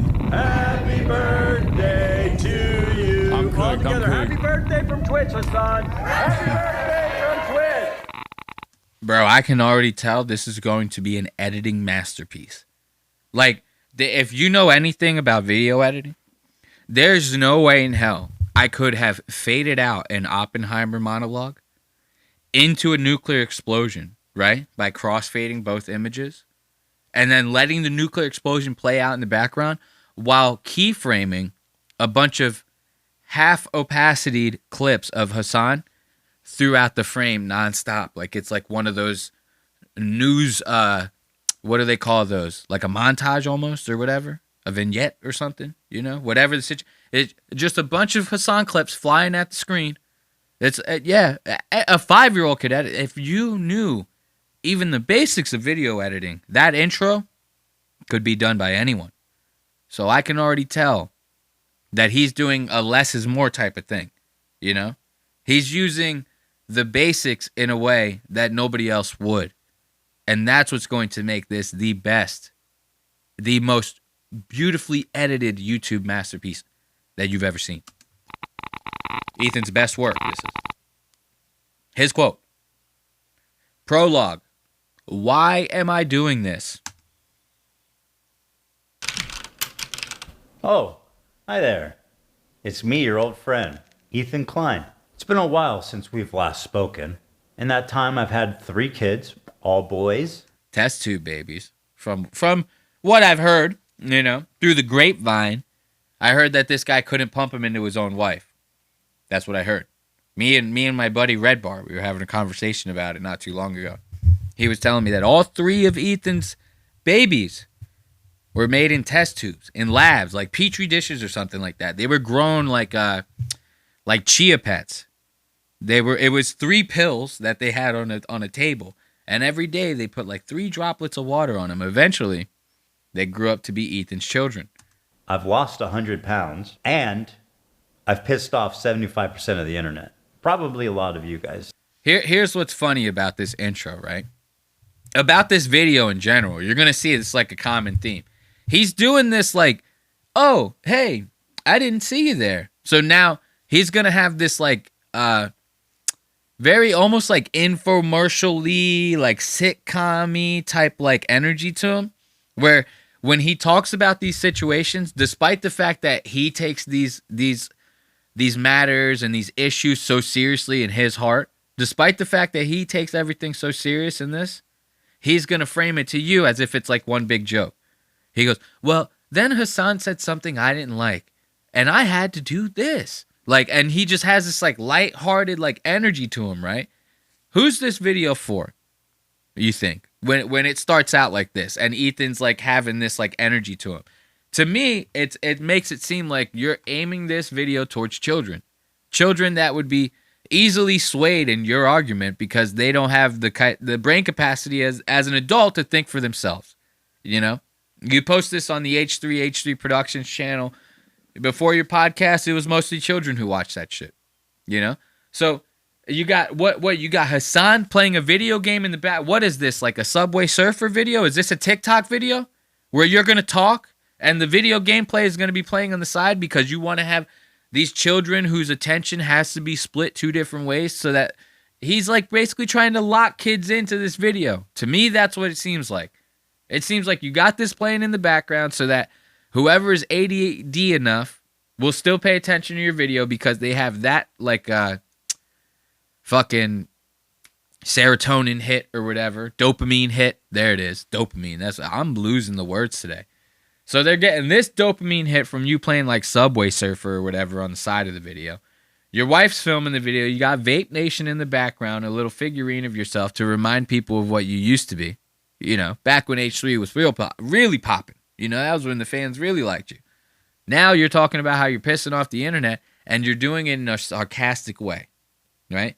So to me, this all screams the greatest video of all time. Too. Actually talking about there at the NRA meeting that's today in Texas. Someone should bomb.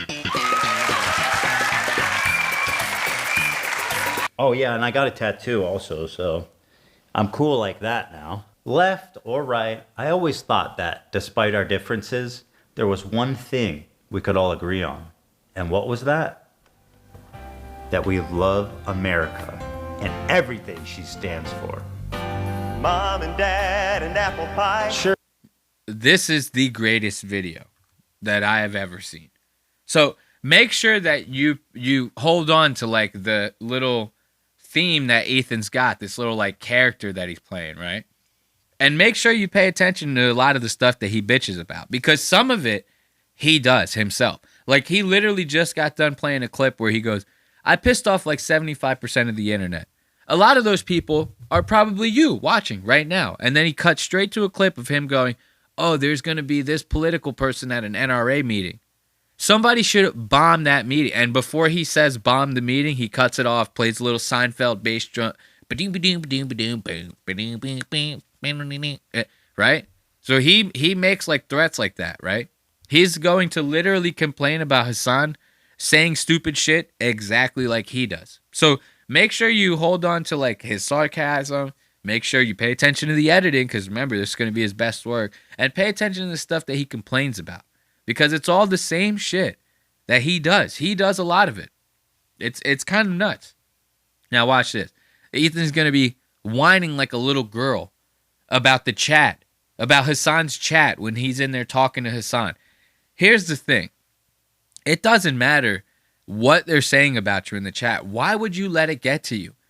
Anytime you watch Ethan on his show, somebody says something fucked up in the chat, he goes, you're such a pathetic loser. Like, I make so much more money than you, me and all these guys. We live in LA. We're so much better than all of you in the chat. And then the second that they start going, you Zionist fucking pig, he starts bitching about it like a little girl. Watch this. After seeing all of this, I was already getting uncomfortable with our partnership. I started to wonder if I had any idea who this guy actually is. And then this happened. See what I'm talking about? The way he does that? Very sarcastically. He goes, and then this happened. It's like, this is made for kids. Nobody, no adult brain is going to watch this and be like, oh my God, he's like spitting so many facts. But like maybe Mike Malak would watch this and be like, yo, I think Ethan Klein is like the greatest mind YouTube's ever seen, Logan. This guy's like spitting hot fire. Who this guy actually is. And then this happened. We have breaking news out of Israel this morning where Hamas has launched a surprise attack within Israel's borders overnight. After the shock of October 7th, I noticed a huge increase of anti-Semitic comments from Hasan's stream and Discord, including from his head mod. I was disturbed that Hasan was seemingly okay with this. Can you do you care that your chat is calling me racist? Do you make any attempt to modify? I have not looked at my chat. Moderate that at all? I have not looked at my chat at all, but you I have just to opened it, but don't you have moderators? Do you care at all about what your audience says about me? There's 32,000 people in here right now. See how much he's this is the thing. This is why that gets to me a little bit. Bro, you signed up for this. You even talk shit about people on your show where you go like, if you don't like the comments, you don't want me to cover when you're talking shit, and you don't like what my audience has to say about it. You signed up for this when you joined the internet. Welcome to YouTube. You say shit like that all the time. So again, Ethan, welcome to YouTube. You join a chat and the person's chat has bad things to say about you. Why does it matter? You're never gonna meet those people ever. You just want something to bitch about. That's what it seems like to me. It seems like you just want something to complain about. Because, again, you're never going to meet these people. You never seem to give any shits about what your own chat says. Those are the people you should really care about. And then when they start saying their opinions about the show, about your behavior, you start banning them all. Instead of actually giving a fuck what they have to say. Instead, you put energy and thought into Hasan's chat. The audience that you should not give a fuck about at all. Okay. I've not looked at my chat. Moderate that at all? I have not looked at my chat at all, but you I have just to opened it, but don't you have moderators? Do you care at all about what your audience says about me? There's 32,000 people in here right now. I'm just trying to tell you guys how it feels. And I'm fucking shocked that you don't care that people in your chat are saying, who the fuck is this child, cold, arrogant, Ethan, as fuck. I love you, but there's only so much I can do. How can you be surprised when your Discord is literally full of fucking... Ethan, I love you, but there's only so much I can do if you're making that argument. You know that, right? Like Hasan's chat had been calling me a Zionist, baby-killing genocider.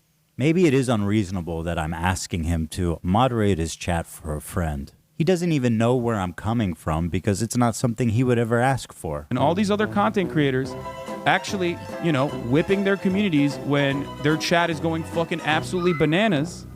See, so now Ethan is playing a clip of Hasan doing the same thing that he did. Why? What does it matter? Okay, so he did what you said. Okay.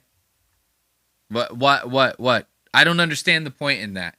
For him to go, well, I asked him to moderate his chat and he didn't do it. And I have this clip of him asking somebody else to moderate a chat. What does it matter? He never said anything about it. It's not like Hasan was like, why is Ethan bitching about the chat, and made like a whole video about it, dedicated his time to make something specifically about you. It's not like any of that happened. So these examples that he's pulling, it's just like out of thin air. It's for nothing. At least that's the way I feel about it. There's like no substance behind that one example. Who gives a fuck if the chat's talking shit about you? It doesn't matter. Or are you using that as an example to go, this is one of the things that put a fork in our relationship? Oh, as if people give a shit that much. Now watch this. This guy is legitimately about to like talk conspiracy talk. As if maybe Hasan had this whole big plan as to like sleeper cell Ethan. To like become friends with him. And potentially sway his audience into thinking a little more on his terms than the way that Ethan thinks. And that's something that Ethan cares about a lot. If Ethan's audience doesn't think exactly the way that he thinks, I mean, you might as well be banished to the underworld, my friend, because Ethan's never going to put up with that shit. Hell, he's proclaimed it loudly that he is a self-described propagandist. I'm a propagandist. Well, no. For the record. I'm not calling I'm a it that. propagandist. I'm just saying I'm going to play you. I'm saying I am. Okay, well then I want to I'm saying I am. I just before want to put you even play it. A propagandist is much more than someone with a bias. It's someone who knowingly lies to further their political agenda. And then I had a terrifying vision. Had I been duped? Was Hasan presenting a Trojan horse to my community, where he was just a left-leaning Democrat like myself, and as he said in the previous video, was funneling them into radicalization and turning them against me? Liberals are some of the easiest to manipulate people on the fucking planet, dude. I learned how much he hates liberals. Dude, I hate. I hate liberals, dude. I do. I hate them. I hate them so viciously. Did he secretly despise me this whole time? I'm sorry, dude. I hate liberals so much. Did this man sit next to me for 2 years and pretend to be my friend? Dude, liberals are a burden on this planet, dude. Liberals are the most, like, scummy, vile, fucking idiots. Liberals are incredibly stupid. I hate these petulant liberals, dumb fucking liberals. What else is someone this sociopathic capable of? Liberals are some of the easiest to manipulate people on the fucking planet, dude. Was I being manipulated this whole time? You know what's funny about that? Is if Ethan never didn't like fall out with this guy, if they were still friends, Ethan would not say what, like, none of that shit would matter to him. If they were still friends to this day, right? And somebody outside of H3 was like, yo, you know Hasan, he's been talking a lot of shit about liberals. As a matter of fact, here's like clips throughout the years. You could tell that they're clips throughout the years because his hair is different styles. He looks younger over here, different shit in the background. So, you know, he's been talking all this shit pretty much the whole time he's been streaming about liberals. Ethan would frame it and be like, well, you know, he's grown now. He's like a different person than he was back then. And then like, Ethan would go crazy out of his way to defend this guy. But now, Ethan wants to sit there and frame it like, was I a grown-ass man this whole time and somehow got manipulated as if I was a fucking child? Have I just been like really that stupid this whole time? Like, he's sitting there trying to frame this as if Hasan had this like huge master plan, right? Which we all know Hasan's not smart enough to. This is the same guy who he thinks like Houthi propaganda to like kill Americans and Jews is like a musical, you know? He's literally putting it on for his friends and like telling them, yo, this is the hottest Houthi musical you've ever seen. It's them like, hamda, hamda, da, and they're like waving guns around like, we're gonna kill Americans and the Jews will hang and die. Like, you know what I mean? He's like, yo, this is good shit, right? This guy is an idiot, okay? He's not coming up with these master plans to Trojan horse your audience and turn them into like Palestine supporters or whatever. And if you support Palestine as much as you say you do, then your audience probably does as well, right?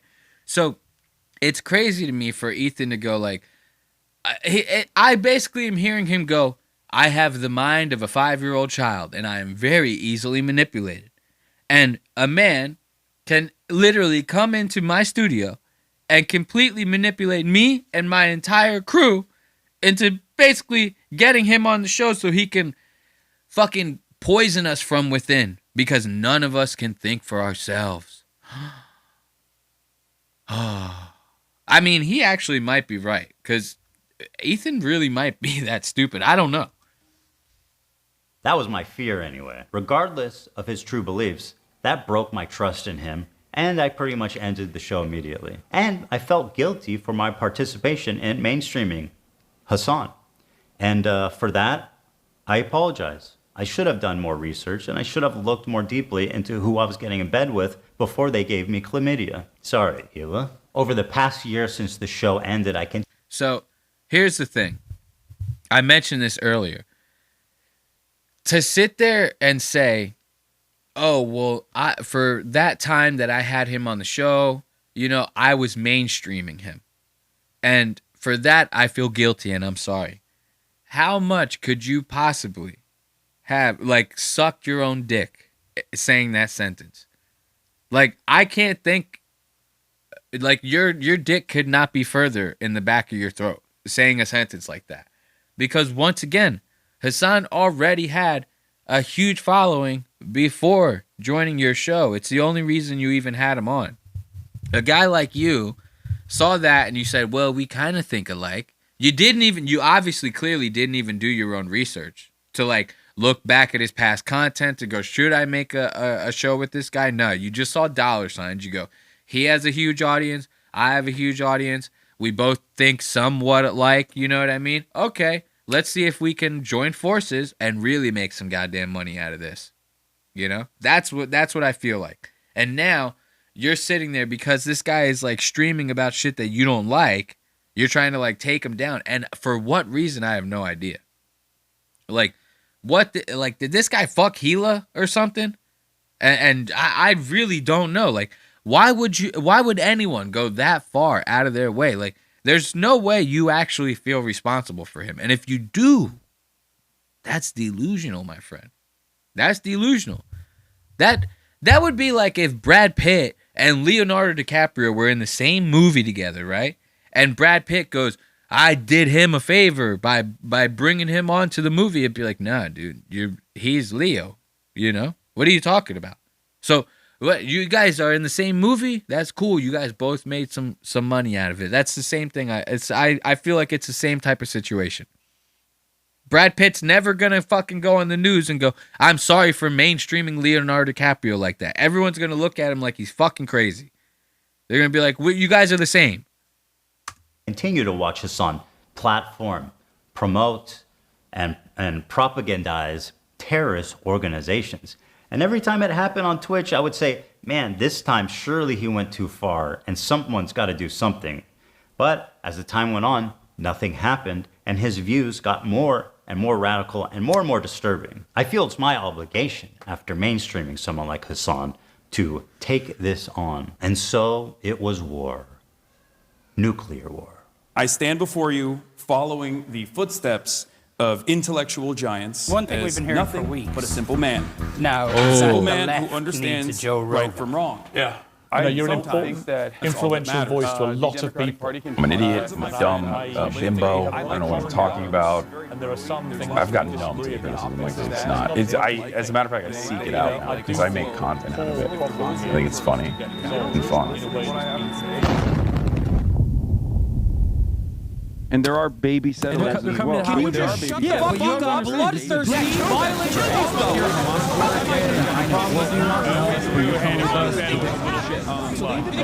Doesn't matter if fucking rapes happen.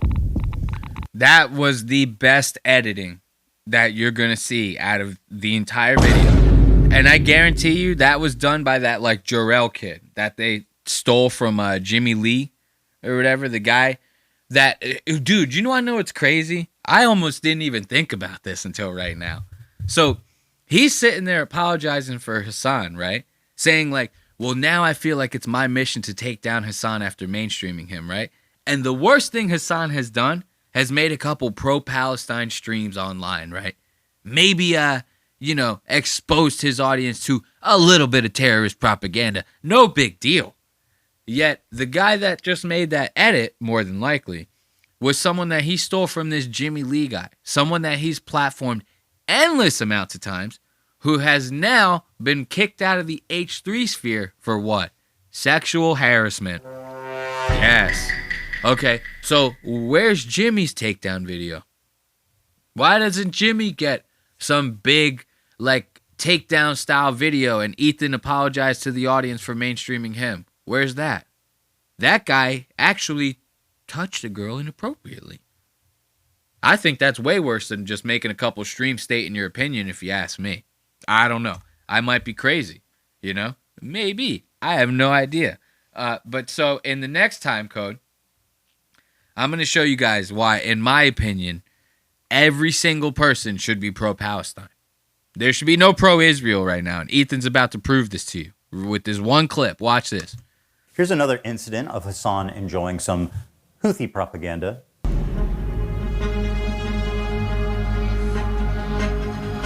See what I'm talking about? This guy's retarded.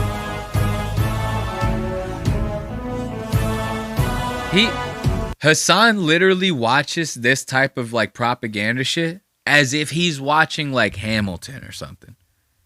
Like as if he's watching Mormon the Musical from the guys that created South Park. He legitimately takes so much enjoyment in watching this type of shit because he might as well be watching Wicked right now. You know, that's how he is. He's that stupid. So Ethan's making this hit piece about like an actual moron.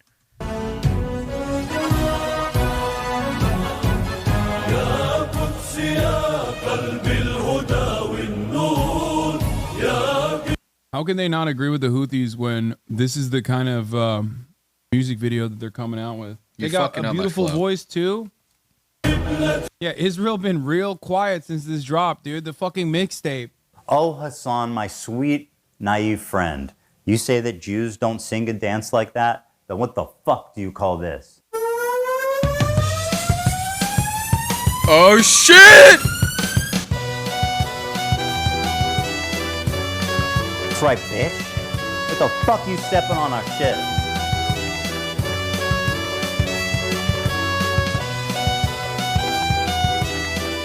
Fuck it, smoke to that. Yeah, Israel been real quiet since this drop, dude. The fucking mixtape.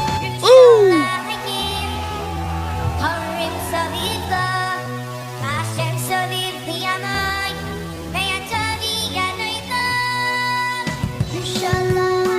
Got a beautiful voice too. Look at how good the editing is here. This is top tier. Israel been real quiet since this drop, dude.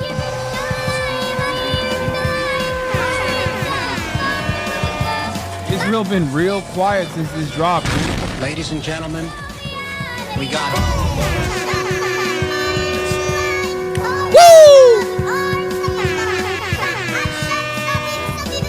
Houthis been real quiet since this drop, dude. Bro, you cannot. It doesn't get any better than that. Give it up. Give it up for the Jews. And you should all be pro-Palestine because whatever the fuck that was that we just listened to, we gotta get rid of that shit, bro. You cannot be blasting that shit, bro. Like, this is what I'm talking about.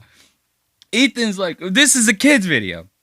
This is a kid's video. This is like if somebody made like a Kids Bop video, but it was a hit piece on Hasan. Instead of it being like, I'm just a bill. Yes, I'm only a bill. And I'm sitting here on Capitol Hill. Instead of it being that, it's Ethan Klein sitting there going, yo, Hasan is a really bad dude. Let's play this fucking Jewish bop. Like, dude, like that is just fucking insane, dude. And check this out, this guy. So this is what I'm saying. Hasan is an idiot, bro. Like, Ethan even brings out some pretty good examples of Hasan being an idiot. And if you're going to bring out these examples of him being this stupid, you might as well just not even make the video. I mean, this would be like if someone made a hit piece about the Village Idiot. Pierce Morgan, with decades of experience, immediately surrenders when the genocide card is pulled. When you're just a fucking stenographer, you're not a truth teller. He has every right to defend himself. And grow a pair, Pierce. Stand up for yourself, man. It's time to stop being intimidated by these online overnight activists who couldn't even point to Gaza on a map before October 7th. Like Hasan, for example. Doesn't know where Yemen is? Okay, I'm gonna click close. I'm closing it. I'm closing it. Nope. Now look at this. Hasan, see, this is what I'm saying. Hasan's talking all this stuff about this Israel-Palestine conflict, right? This guy can't even point the fucking places out on a goddamn map. He's literally sitting here trying to point out Yemen on the map. He can't do it. Nope. Got it. How Finally. can you claim to act? And here's the thing, though. I can't talk shit. I'm so bad with geography. Like, you could show me a map of the United States. I'm from New Jersey. I probably wouldn't be able to point out New Jersey on the map. I'm so bad with geography, dude. It's not even funny. My best friend actually calls me Magellan. That's her nickname for me. Because I get lost all the time. I'm not even kidding. I'm one of those dudes that drives around And if the GPS ain't on, I have no idea where I'm at. Not even a fucking idea. Not even a clue. And then here's the worst part. When I use the GPS, I only pay attention to the GPS. I don't even pay attention to like the landmarks or the road signs, nothing. So when that GPS, like when that trip is done, that whole trip is gone out of my memory. I don't retain any of it. Isn't that crazy? That's how bad I am with geography. So I feel for Hasan when he's getting ready to fucking point out Yemen on a map. It's like, you might as well ask me to point out like a star and be like, pull out the one named this. I'd be like, there's 10 million of them. I don't know where to start with this. You know, I'm so bad with it. It's not even fucking funny. So let's see. This next time code is labeled quick point on Houthi pirate. And then it's in brackets, says very quick. Not gonna lie, I don't remember what this one's about. I'm a little stoned. There is no other way to describe this than terrorist propaganda. Not only is he platforming terrorist propaganda, right, uncritically, he's participating in it. He's enhancing it. He is not just a conduit. He is an active participant who's disseminating it to more and more people in a way more consumable form. This is extremely fucked up. But why should he care? Their flag doesn't say death to fucking Turks. It says curse upon the Jews. Hasan likes to obfuscate on this and says, nobody cares when Sean Penn interviewed El Chapo. Sean Penn literally interviewed El Chapo. Exactly, dude. Nobody is saying you can't have difficult conversations with controversial people. You just have to ask them hard questions, guys. What? So this is what he's referring to. Let me contextualize this. Hasan ended up having this like this dude. He was like a really, really hot Houthi pirate. I think they had a nickname for him. It was like Tim Houthi Chalamet. Because this guy kind of did look like a Middle Eastern version of Timothy Chalamet. So Hasan has this guy on his show. He's like, yo, man, we're about to have like this Houthi rebel on and all this. So Ethan gets pissed off because Hasan platforms this Houthi pirate, right? And then he compares it to Sean Penn interviewing like El Chapo. And he goes, yeah, you can interview controversial figures. You just have to ask them the difficult questions. Why? Why do you have to ask them the difficult questions? I've always like wondered that. Why can't Tucker Carlson just go to Russia and record him like having a podcast with Vladimir Putin? Like, why can't they just fucking hang out?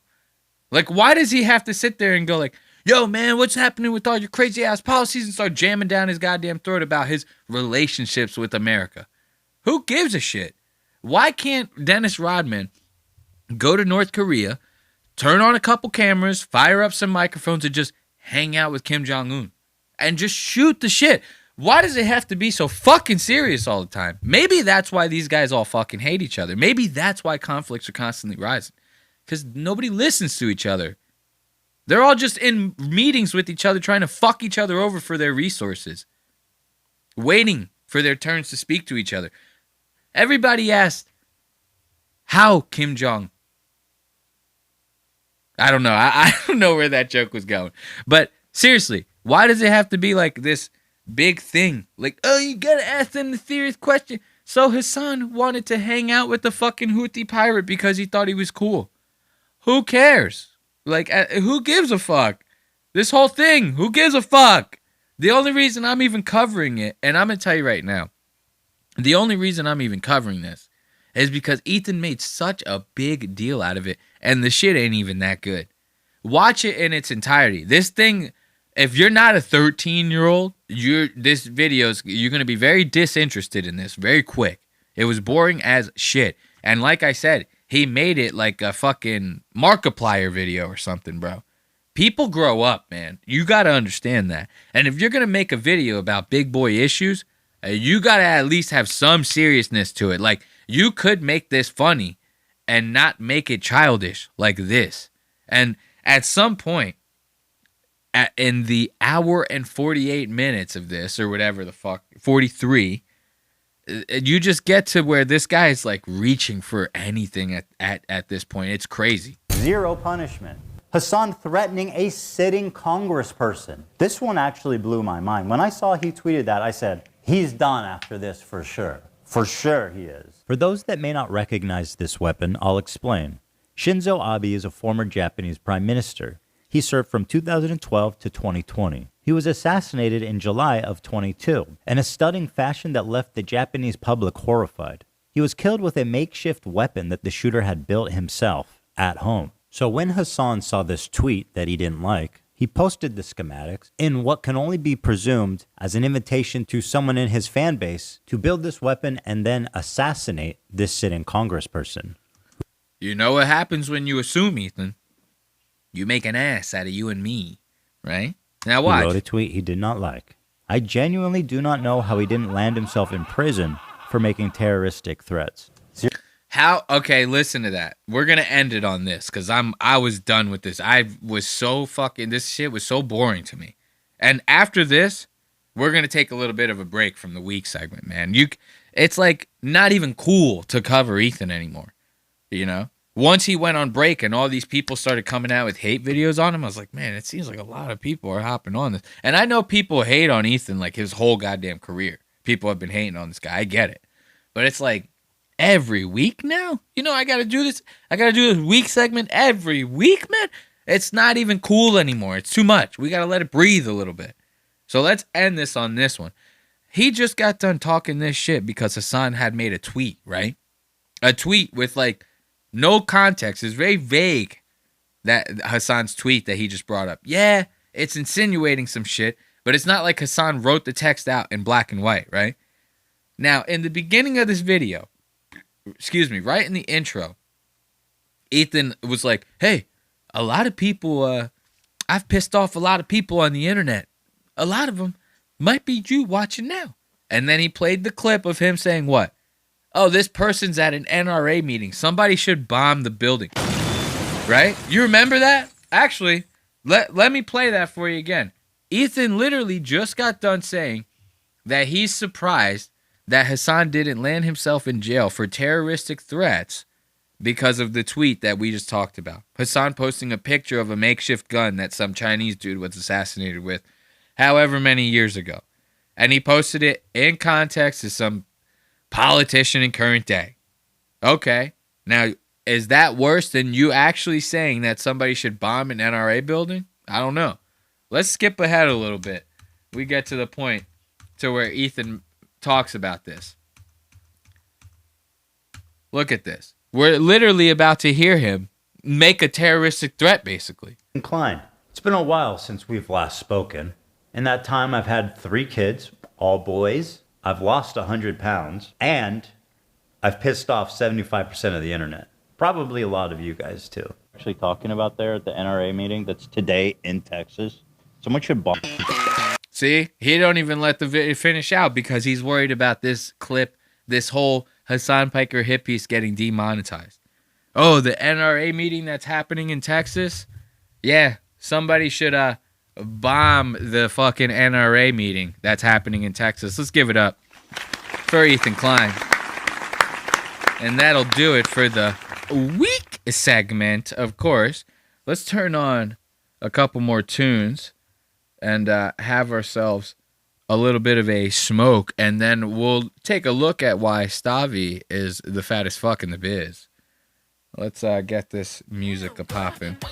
Oh, damn, okay. Play this little funky tune right here, have a little bit of a smoke, and keep it going on Lost Ox Media.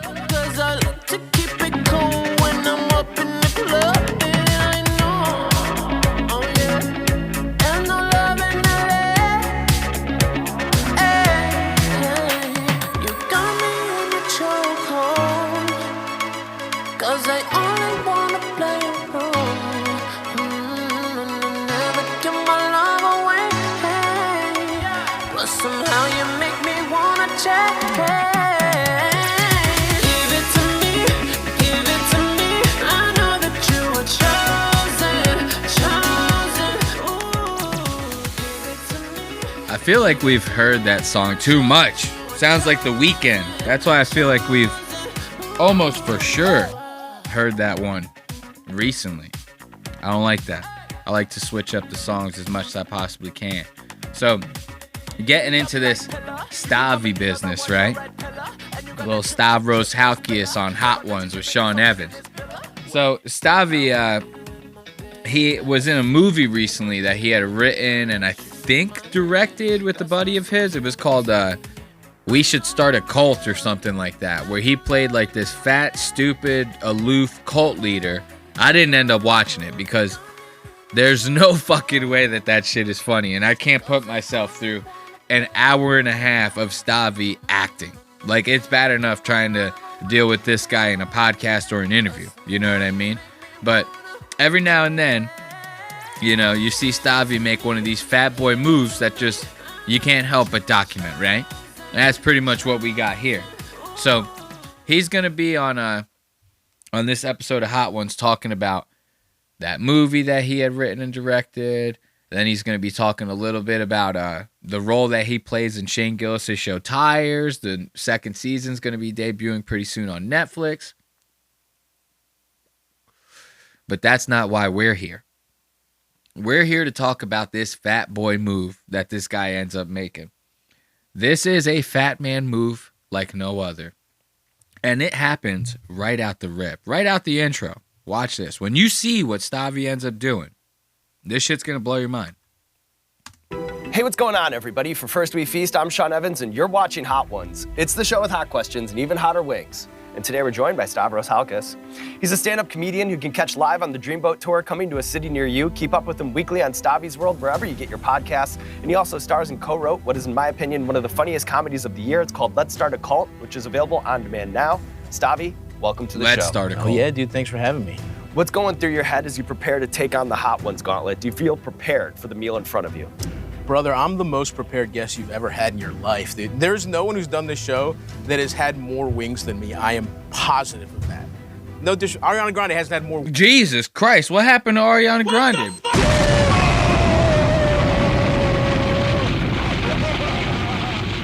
Yo, look at her arms. That's skinny as hell. And you know what's crazy? Like, I don't know when this episode of Hot Ones was filmed, but like right now, she looks worse than that. She looks like insane, this one. And it's funny because she doesn't look nearly as bad as the photos that they used for Stavy. Do you see him in that goddamn jumpsuit without the shirt underneath it? He's wearing a full Russian jumpsuit, and underneath the suit jacket, he's not even wearing a goddamn shirt. So you just see his fat, sweaty, ugh.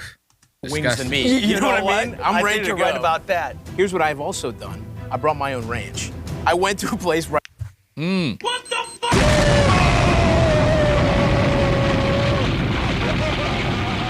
Hey, yo, my man. You can't come onto the set of Hot Ones looking like this, smelling like this, sweating like this, and bring your own goddamn ranch to this. Yo, this is typical fat guy fashion. This is like when you see like a fat woman pull a goddamn bottle of ranch out of her purse. You ever see that before? Or like maybe a bottle of hot sauce. You see like a girl pull a bottle of hot sauce out of her purse. And guys will do it too, man. Like you see some dudes in Texas back in the old day, you know? You see a dude in Texas pull a bottle of hot sauce off his goddamn belt loop like it's a six-shooter, you know? A dude pulls that goddamn hot sauce out, just twirling it around his goddamn fingers a little bit before he douses it on his red hot dog. You know, they eat those red hot dogs down south. Those things, I've never eaten one of those red hot dogs yet to this day, and I never will. Those things fucking freak me out. So this guy pulls the ultimate fat guy move by bringing his own goddamn sauces to the restaurant. You can't do that, bro. You can't be on the set of Hot Ones and bring your own goddamn ranch. Nobody does that. You're right about that. Here's what I've also done. I brought my own ranch. I went to a place right by my apartment and got 14 ranches. They also made me purchase an arugula salad with it, but I got ranches. I will have one bite, and then I will have a ranch bite. A ranch bite. Chaser. That's better than milk. Ranch is better than milk. You got in my estimation here. So.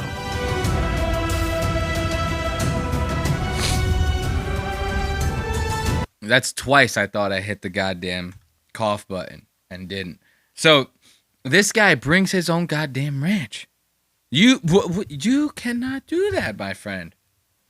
You cannot be that fat and bring in your own goddamn ranch. And here's the thing, it doesn't even help. This guy is losing his goddamn mind. Watch this. Okay, a little spice. A little spice on the back end there. Yeah. Yeah. Kind of reacquainting us with the show a little bit. Yeah, another step here. Watch him. Yeah, okay, sick. No problem. Fat boy feeling it. Easy peasy.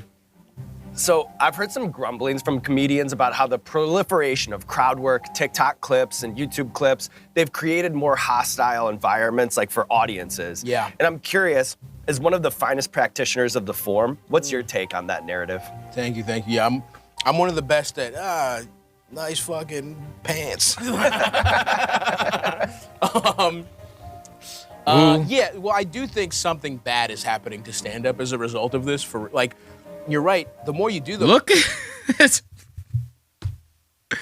Look at this fat fuck, dude. How? They can't keep giving guys like this money. Look at his hairline, dude. He really is like a fat baby, like a fat old man baby, dude. You have to lose some of that. And the worst part about it is like 90% of this guy's act is about sex. So when you're on stage, you picture this guy getting sucked and fucked and wrapped and slapped and clapped and all that. You have to picture that because he's talking about that nonstop. And then you picture the women that are letting this fucking huge asshole do that to them. These poor broken souls. the more people come in expecting that to be the whole show. Whereas like I do that to get to know the audience, and then my beautiful jokes. That's what I want the people to see. Your sacred art. Yeah, my sacred art about busting too fast. That's what I want people to see. And so it has created that weird thing where some people are like, I'll get DMs and they're like, how do we make sure we are? So Stavi trying to fight through it. I don't really give a fuck about this story. I want to see this guy struggle. He brought 14 goddamn ranches. There's no way that he's gonna make it through this with those goddamn ranches like this. Okay. Yeah, this is saltier than the other ones. Less heat. Mm-hmm. Might pair well with that ranch. I think it will. 14 ranches. I think it will. Come on, dude. What are you doing over here? You too good for ranch? Toss me a ranch. I don't want to get on. I'm sure that jacket Look really at costs this guy. $900. I don't want to. Look, Stavi. This guy wants a ranch. Throw him a ranch. You telling the host no like this. Watch. And Sean's about to be like, stop being a bitch and throw it. Me a ranch. I don't want to get on. I'm sure that jacket weirdly costs $900. I don't want to fucking throw it at you, bro. Do it. Do it. You never see Sean raise his voice like that. Weirdly costs $900. I don't want to fucking throw it at you, bro. Do it. There you go. All right. Did you play some second base in high school? Yeah, dude. Turning that double play. See? Stavi, stop being a softball. fucking bitch. Now let's come on, man. I want to see Stavi getting burnt, dude. Now watch this guy. Finally, this sauce is gonna do it to him. Look, he's gonna get so goddamn burnt. He's gonna start dipping his tongue in the ranch. Got this little chode that's gonna fuck you up. Here we go.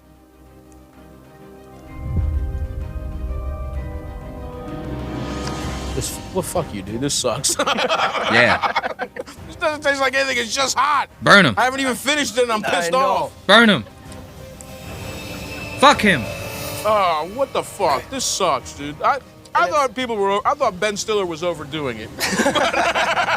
But this actually sucks. Burn him. Yeah. I have to be a man of my word and take a ranch bite, but I don't like it. I know you're a man of your word. God damn, that's a big bite, dude. This is what's funny about a fat guy like Stavi. Even with the fact that he knows the food is gonna burn the fuck out of his mouth, he still has to take the hugest bite that he possibly can, dude. It's like an animalistic like reaction or something. It's like a reflex, dude. He has to take the biggest bite. Every time this guy takes a bite of something, He's at risk of literally biting off one of his fingers. That's how big of a bite he takes every time. He's sitting there bitching about the sauce.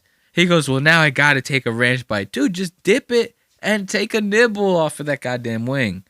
He fucking deep throat the goddamn wing. It comes out as nothing but bone. It almost looks like if somebody spit acid on the goddamn wing. Everything is melted off of the fucking bone. I know you're a man of your word. Ranch is gonna help a little not bit. bad, but oh fuck. I know, and it's gonna kind of grow from here. No. Stabby. Get him. Get him! Dipping his tongue in the fucking ranch. Whoa, whoa, whoa, whoa! What was that? I know I told you about it, and it still was worse than you thought, right? I even told you he was gonna dip his tongue in the ranch, and it was still worse than you thought. Jesus Christ. Wait until you see that fat boy tongue all coated in ranch like that. Look at that. Look. Ah. Ooh, boy, Stabby. Nah, bro, you can't do that. You can't. Sean has to make I'm about to write into Hot Ones after I finish recording this and tell them, like, no more ranches, bro. People cannot bring their own ranches to the fucking show like this. To have them coating their tongues in ranch, grossing out the audience. Look at how huge this fucking guy's forehead is because of the hairline loss. Gigantic. Eyes puffy as hell. He's literally he's gonna eat himself to a point to where his eyes swell shut. There's gonna be nothing that he's gonna be able to do for the inflammation. Because there is not gonna be any inflammation. It's literally going to be, he's gonna be the only person in the world with fat eyelids. Like actual fat layers on his eyelids. And it's eventually going to swell his eyes shut. To the point to where they're either going to have to do liposuction or just tell this guy, hey, man, this is it for you. Like, we're sorry, you can't see no more. You can't do this. Yeah. Oh, no, that actually somehow was worse. Oh. Yeah. No, it, like, makes the ranch hot. Oh. Fuck. Fuck. Damn, I gotta go milk. If you're visiting a Greek diner, sight unseen, what are some of the hallmarks that you know that you're visiting one that's like the real deal? Let me have some milk, for Christ's sake, Sean. Oh, shut the fuck up, Stabby. That's the point of the show. That's what's fucking funny about this. He was, let me have some milk. I'm dying. Yeah, welcome to Hot Ones, bitches. This is literally the point. It's for you to get asked questions while you're fucking sweating your ass off. I'm sorry, I know I'm cursing a lot. If you're listening at work, my apologies to the supervisor. But, dude, that's the point, man. That's why we're here. Screw your milk. I like to see him sweat, though. It is, I'm not going to lie, it is funny for Sean to not skip a beat. Like, this guy he has to be retarded. He has to be retarded. If you can't read the room like that, something's got to be fucked. He has to have maybe an extra chromosome or something. I don't know. Something's not right with Sean Evans, dude. If you're visiting a Greek diner, sight unseen, look at him. What are some of the hallmarks that you know that you're visiting one that's like the real deal? Let me have some milk, for Christ's sake, Sean. Oh, God. Wow, this one is fucking horrible. Okay. Wow, this really... Okay, all right. Fuck this. I don't care about the bomb. Bomb didn't affect me. Oh, my God. Now be careful around the eyes. It's good that you have the glasses. Just don't touch the eyes. How's it getting under my tongue? How did that happen? It finds everything. Okay. Because you just dipped your whole tongue in ranch, bro. What are you talking about? The oil in the ranch, the heat and the capsaicin is going to stick to the oil in the ranch. The oil in the ranch is going to stick to your tongue. Hot Sauce 101, bitch. Welcome to Hot Ones. I mean, come on. You asking this guy not to ask you questions in the most critical time. Like, this is where he gets the good stuff. This is where he gets the juice. Come on, you can't be not playing ball like this. And you got to shut the fuck up and answer the question. Greek diner. And listen to this. They're going to ask, oh, what's the most official Greek diner? What's all the signs that you've stepped into a Greek diner that's going to be good? All the stuff that Stavi mentions are all the signs of a place that you 100% don't want to order food from. I mean, dude, I used to work for a couple of Greek people when I was younger. They damn near made me racist against whites. I didn't even know. Can you even be racist against white people? I thought that it was like impossible to be racist against white people because they deserve it, right? Isn't that the consensus that we've all come to? That it's impossible to be racist against white people because they deserve it? Okay, so when I was younger, I worked for these Greek people. They were I'm talking real pieces of shit. Fresh off the boat, Greece. Barely even spoke a goddamn lick English. And I'll tell you right now, it was a Greek restaurant. And it was not run right, okay? You go to a Greek diner. I worked at a Greek restaurant, and it was bad. You go to a Greek diner. Diners are known for being worse in the hygiene department than restaurants. You know? You don't get the same level of quality that you do at a diner than you would at an actual restaurant. But there's something about the comfort when you find a good one that you know is actually clean. You know? There's something about the feel of eating at a good old diner. I'm from Jersey. That's like diner capital, you know? So this guy, he's going to tell you all the signs of a official Greek diner, right? These are all, I'll tell you right now, if you're not hip to the diner game, everything he mentions, when you see that in a diner, run. Wow, this is fucking bad. But I'm This with sucks. you. In Okay. fact, you're the only thing I can see in the room right now. Is this our meet cute? Are we gonna start kissing? What if that's the secret to stopping the bomb? Then I think we have to do it. Is another man with a subpar hairline stung? That's the only thing.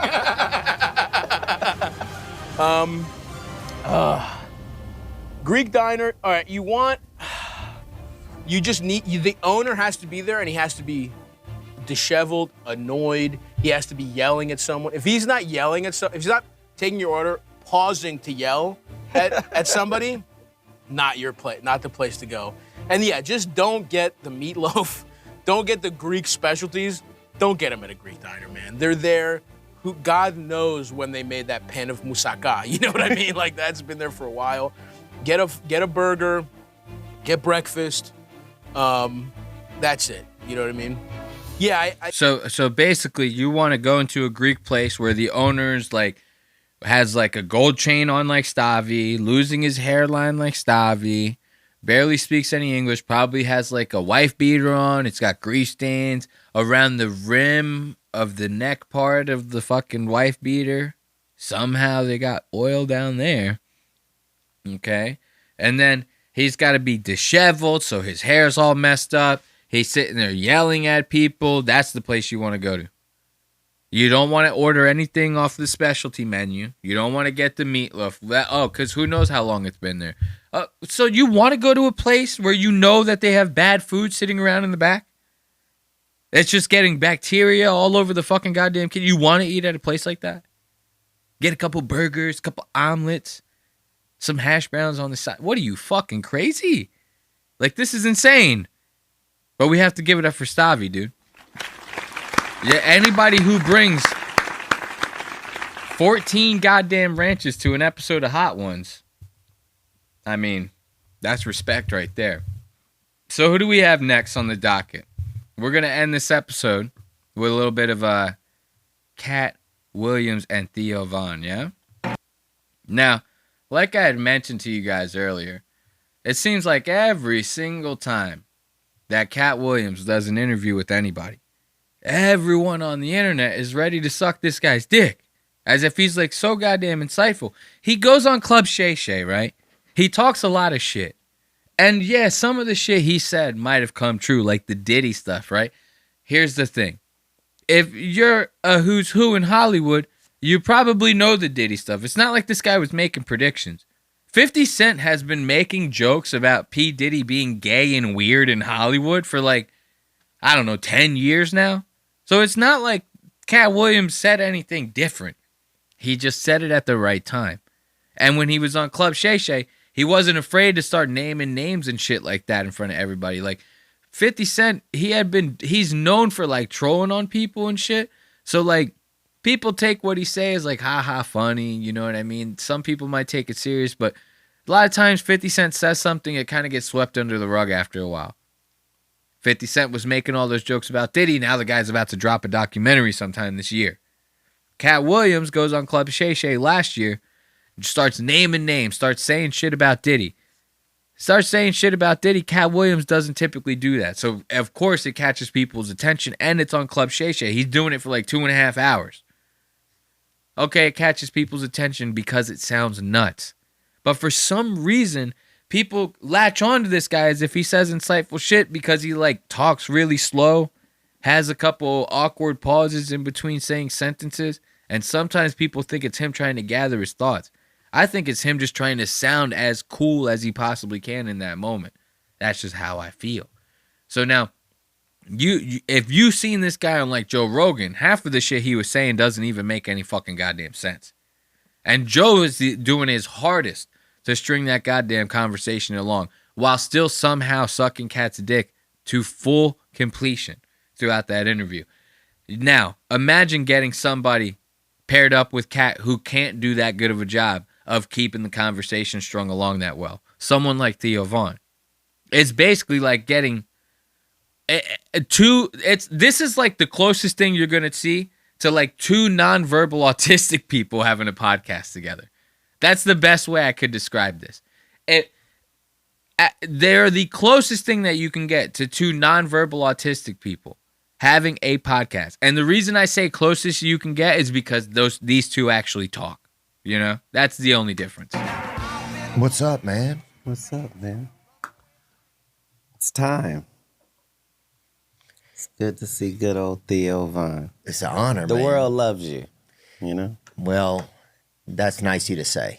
I feel like I can't believe I'm around you, I think. You know, I feel like you seem like a mythical figure. A mythical figure. Bro, for those of you listening at home, this guy is wearing a cowboy jacket with like Indian tribal patterns on it and some ceremonial beads, right?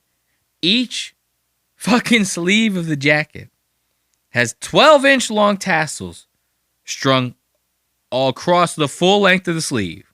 Okay? Then on the chesticles of the jacket, there are more 12-inch tassels. He's wearing two, what they call in the hood, Dookie link chains. They call them Dookie link chains because the chain link's so thick. You know what I'm saying? And that shit's look platinum. There's a lot of diamonds on him. He's about to light him up a joint. He's wearing some crazy-ass sunglasses and a bright yellow, I don't even know what kind of cap this is. It looks like one of those, like an old Frank Sinatra-style hat. It's like a top hat almost with the dents in it, you know, for when you pick it up off the top of your head. But it almost looks like a cowboy hat at the same time.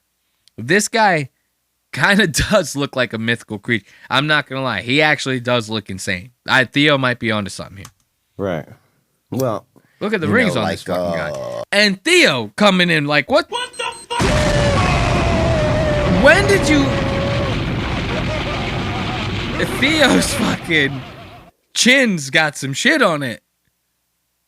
Like, that shit on Theo's chin has got some shit on Theo's chin, if you know what I'm saying. This guy's goatee looks crazy as hell on him. And here's the worst part. His goatee, the bottom half of it, has been growing for what I would imagine to be 17 weeks for a guy like Theo. I would imagine his facial hair grows very slow. If I were to cut this mustache off, it would look like this in 48 hours. No joke. I'm not even kidding. 48 hours, I'd be... I'd just flex my goddamn upper lip and the thing grows back. Okay? Theo's facial hair, I would imagine, takes a long time. So the chin strap-ish goatee thing that he's got going on here has probably been growing for 17 weeks. The mustache that he has paired with it above, he just started growing 4 days ago.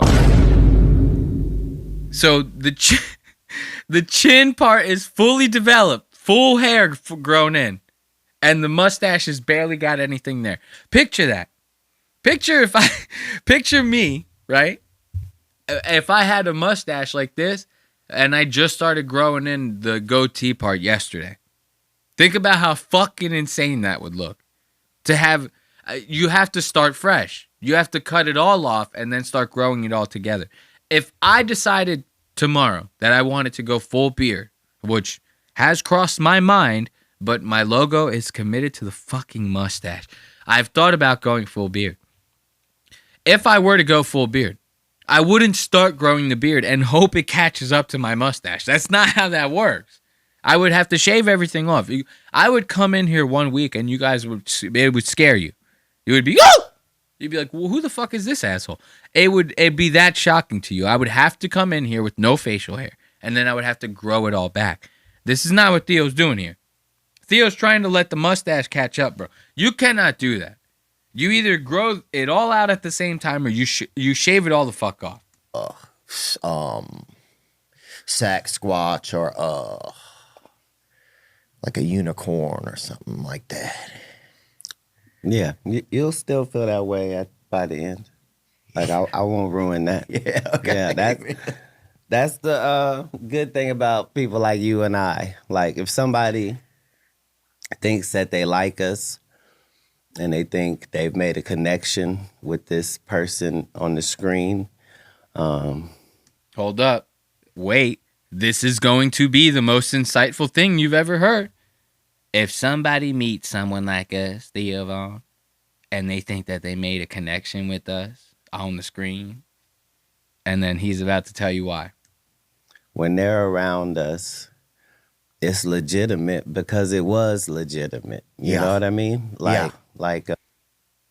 It's legitimate because it was legit. This guy is a fucking idiot. This is what I'm saying.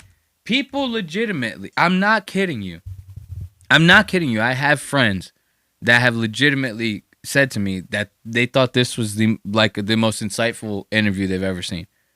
They go, but it's crazy the way that both of them think. And I go, yeah, it's crazy the way both of them think because they're retarded. Both of them are retarded. They don't think like you. It's not every day that a retarded guy has 4 million subscribers on YouTube, 1 million followers on Instagram. You know, it's not very often that happens. So when it does happen, it tends to catch people's attention because they're like, whoa, I've never heard anyone say anything like that. It's because you don't hang out with retarded people all the time. If you were like a caretaker or something for people like this, you would hear stuff like this all the time. It wouldn't even you wouldn't think anything of it, right? And Katt Williams is no different than Theo Vaughn in this sense. So you think about this.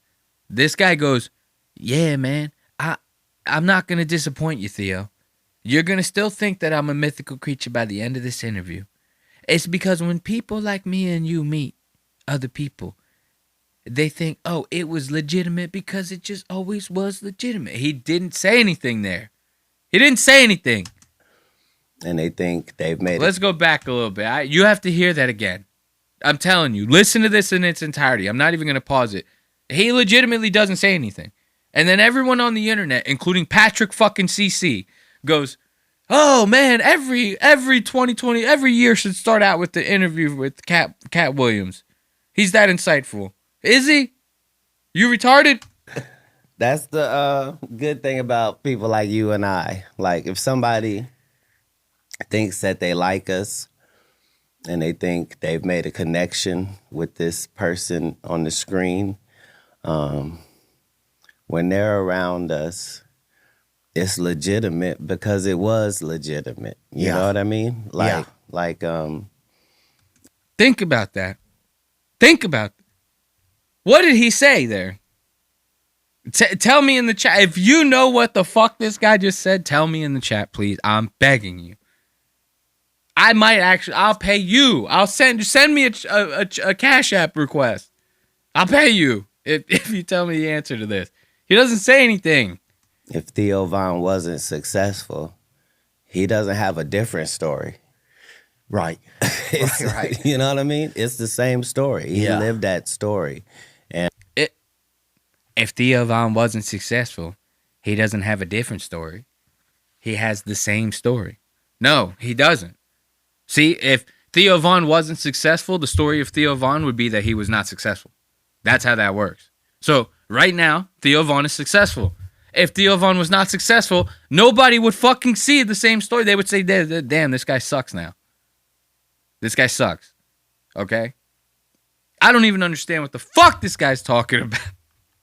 It's almost legitimately infuriating me. I can't think about it. So now look, it's so funny. Of course, you already know that these two are going to be asking and talking about the dumbest shit to each other. It's going to blow your goddamn mind. Here's the worst part though. Is like they'll sit there and ask each other stuff. They'll leave like 45 seconds of pause in between. I'm not kidding. And there's no other excuse. They have to be missing something. They have to be on something or high on drugs or missing brains. Something's happening with these two. But it ain't normal, I'll tell you that. Yeah. Yeah, man. Yeah, sometimes I think about what it would be like if I were like another ethnicity, you know? You ever imagine like that? Like if you was an Asian guy? Like if you could handle it? no, You ever had dreams like that where you're Asian? I'm not sure if you have those when you're black. What the fuck? Yo, and here's the thing. They're not trying to be funny. They're not trying. I find this hilarious. That's what's fucking crazy to me. I was watching this interview laughing my ass off. And it wasn't because of anything that they were saying in particular. It was how they were interacting with each other. If you watch this, like I'm going to go back to the beginning of this again. If you watch this, it starts off with awkward silence. It continues with awkward silence. Theo asks him one question, takes forever to get the question out of his goddamn mouth. Once he finishes the question, more awkward silence. And then Katt finishes it off with saying, I don't think that you ever have dreams of being Asian when you're black. You know, it's like, what? What is happening here? These interactions are priceless. Yeah. Yeah, man. Awkward. Yeah, sometimes I think about what it would be like if I were like another ethnicity, you know? You ever imagine like that? Like if you was an Asian guy? Like if you could handle it? No, You ever had dreams like that where you're Asian? I'm not sure if you have those when you're black. Like, now watch. Listen to this. Listen to the thing that comes out of Katt's mouth next. And here's the thing. Surprisingly, nobody has talked about this online. I not that I've seen. Nobody has even mentioned the fact that he said this even once. Listen to this. I'm saying I was born black. So I was born a superior being, a superb specimen, if you will, as far as human creations are concerned. So Theo Von just gets done asking this short asshole if he's ever had dreams about being Asian. You ever have dreams like that, Katt Williams? You ever have a dream of being 3 Asian frogs in a jumpsuit? Every time I talk about Theo, it's always just squirrels in a jumpsuit or frogs in a jumpsuit, lizards in a jumpsuit. So Theo's looking at Katt. He goes, "Hey, Katt, man, you ever have dreams that you were 3 Asian squirrels in a jumpsuit? You know what I mean? You ever have dreams of being Asian, Katt?" And Katt's sitting there telling him no, because he's black. And the fact that he's black, he was born a more superior being to an Asian man. What is happening here? This is what I'm saying. Hey, I hate to be the one to break this to you all. black people can be racist too. Like I know that's a controversial take, but it's true. Black people can actually be racist. Like really racist. I'm talking like to the point to where they're like, yo, white people are the devil. I'm more super. Look at this guy right here. I was born a more superior being than the Asian man or woman. What are you fucking nuts? Imagine that.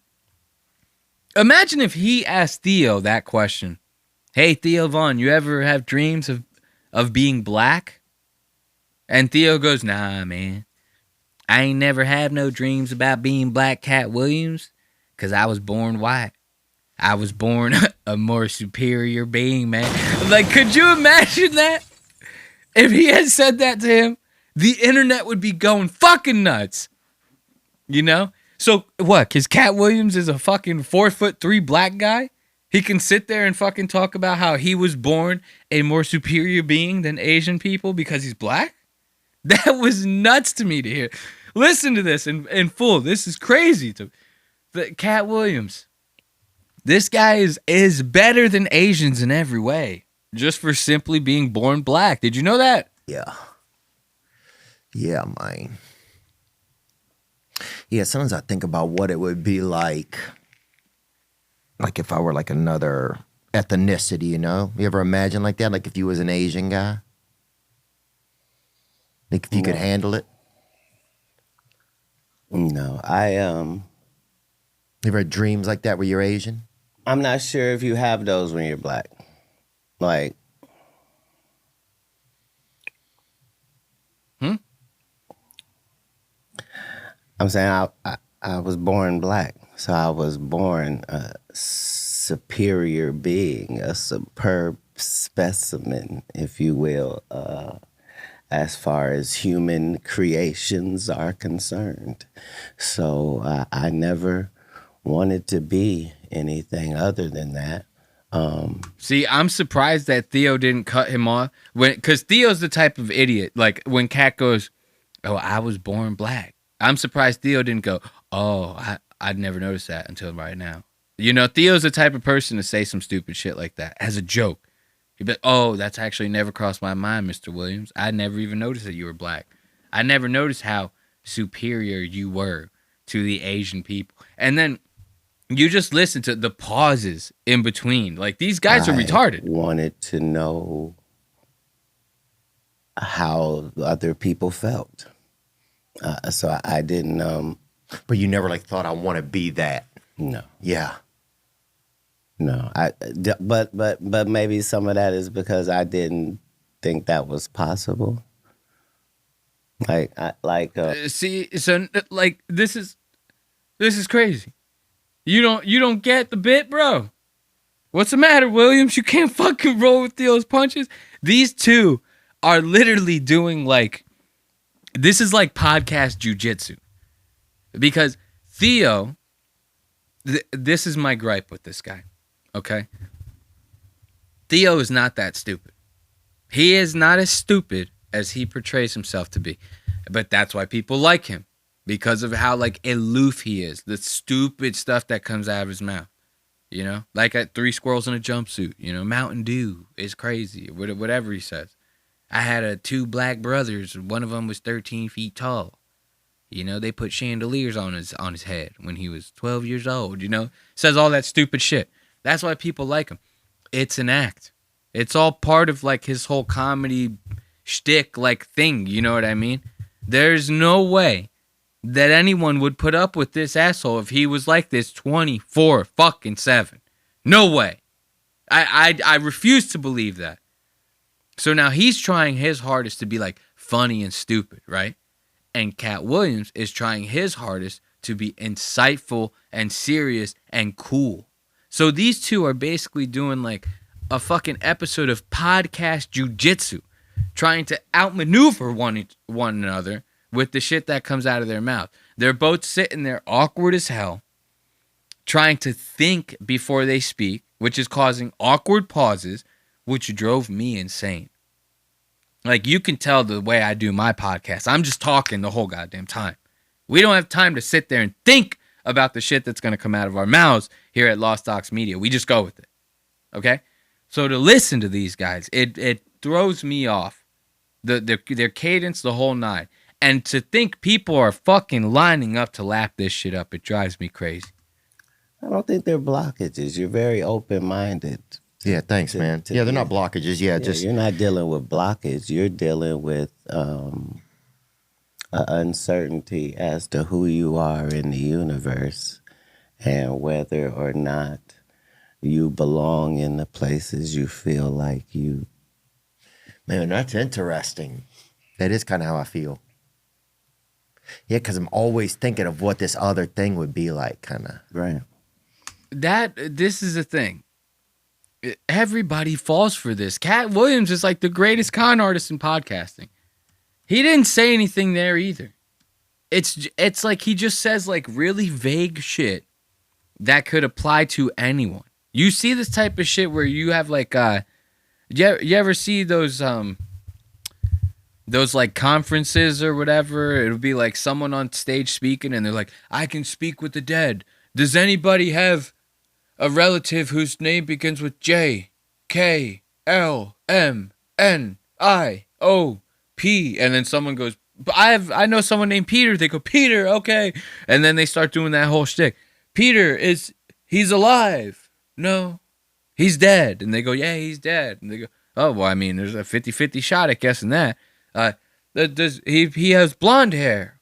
And then they look at the person to read their reaction. I'm seeing blonde hair, blue hair, yellow hair, brown hair. And then the person goes, brown hair. They go, brown hair. Yes, he has brown hair. So, it's like all like a thing like that. Katt Williams, he just says like some vague shit that could apply to anybody. Theo Von eats it up. He goes, oh, yeah, man. I have felt like that way one time ever in my entire life. You're like a genius, man. Blockages, maybe? I don't think they're blockages. You're very open-minded. Yeah, thanks, man. Yeah, they're not blockages. Yeah, just you're not dealing with blockage. You're dealing with uncertainty as to who you are in the universe and whether or not you belong in the places you feel like you. Man, that's interesting. That is kind of. Every single person ever has had that thought. Ever. Like, legitimately ever. And then he finishes, Theo's like, man, that's interesting. Look at how satisfied this guy is. This guy looks over at the producer. He's like, yeah, man, I do this shit all goddamn day, man. I'm Katt fucking Williams, man. I was a pimp once in Friday After Next, brother. Like, Theo Von, you cannot have this guy on your podcast. Seriously, what the hell is this? Now watch this. Theo Von's about to start bumming some ciggies off of Katt. I thought Theo quit smoking. Watch this asshole smoking cigarettes. Where did that kind of stuff affect you, like when you were younger, do you feel like? I got it all from books. Like, I got it all from books. Like, what are you smoking, Katt? Sir? Brother? You smoking? Look at the desperation on this guy's face. He like leans into it. He's like looking real hard at those cigarettes. What you smoking, Katt? Sir? Brother? N-word? My dude? Deuterino? Like, he's sitting there begging for this goddamn books. Like, what are you smoking, Katt? Sir? Brother? You smoking? If it's not pot, I can smoke it. What a dork. He said, if it's not pot, I can smoke it. Yeah, it's for certain pot. Oh, it is? Yes, sir. Oh, damn, brother. Yeah. Sorry, if you needed a cigarette, you could have one. Yeah, I might have a cigarette with you, man. Sure. Look at that. What you're getting ready to have is not even available in this place that we live in. I mean, what? Exclusive. California. L.A.? Yeah. Oh, they don't have Newports here? Yeah, they're not allowed to do menthols. So racist. Look at that. Yeah, it's weird. You can burn down a whole town, but you can't have a Newport. Right. That's how gay California is. You can't even buy menthol cigarettes in California. And your blackness begins. Yeah. Look at that. Katt Williams, he gives this guy one Newport, and he introduces and he invites him into the club. Come on, man. I want to be black. That's fucked up. Like, what do I gotta do for my blackness to begin? I've bummed a million Newports off of black dudes before. And now one of them has ever told me that this is where my blackness begins. Katt, you cannot hand this guy passes because he's retarded enough. He'll use them. Okay? This guy will actually say the N-word. I've actually watched an episode of him drop the N-word before. He had to bleep it out. Theo's crazy, bro. Theo is definitely drops hard R's behind closed doors. You think I'm lying? No. If you think I'm lying at home, you listening at home, you think I'm lying, you start doing comedy, get famous, become friends with Theo Vaughn, and then hang out with him. I guarantee you he says the N-word all goddamn day. Okay? And then report back to me. I want to know the details. And your blackness begins. Yeah.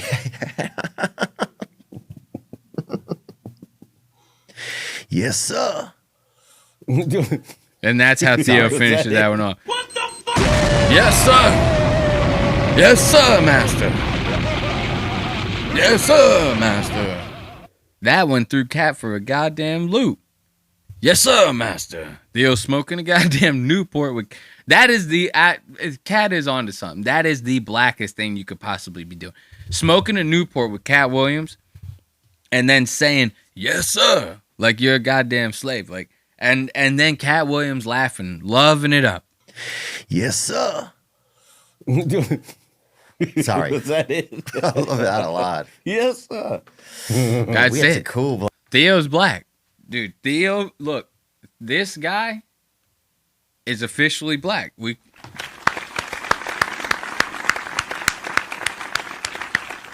I mean, because what just happened right there is the blackest goddamn thing I've ever seen. Only thing that would make it blacker is if there was a fucking fire alarm beeping in the goddamn background. That would be the only thing that would make that whole situation blacker than what it was. Now, listen to this. This guy, dude, I'm telling you. No, let's listen. They start smoking. Katt finally starts smoking that joint. This happens like, I'm not even kidding, like almost 15 minutes later. He was going to start smoking that joint when Theo asked him to bum a cigarette. Katt's going to start smoking that joint.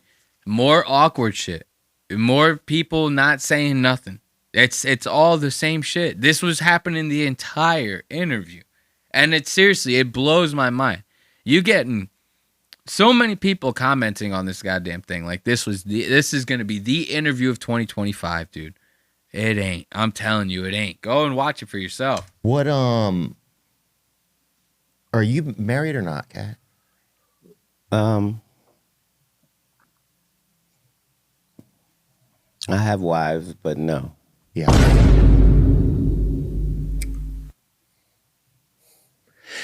Yeah.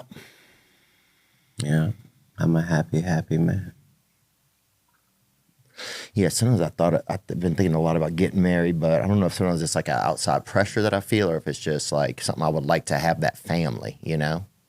Like that, you know, I think you always have like an idea of what a family is, you know? Yeah. So sometimes I feel like that's something I want to try to make happen, you know? It seemed like...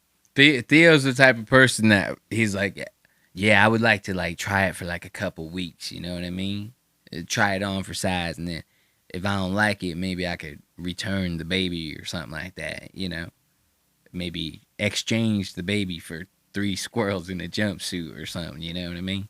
Like it'd be a real challenge. Scared of marriage, but I was scared of divorce. Like my parents didn't get divorced. My parents are still together. Oh, wow. So I always felt like you only do this one time, you know? And I was always more happy of the bullets I had dodged and the people that, I thought I would have married her. Like I was ready to marry, you know what I mean? And then you'll see them years later and you're like, you're like, oh my God. So yeah, happiness is what I'm after, not titles or idealistic situations. Like I just want to provide happiness and be provided that as well. And if you can get that situation, regardless of what it's called, that's gonna be nice. Maybe I get too stuck on maybe I sometimes do get too like feeling like I have to fill in the blanks as opposed to what do I really want to create.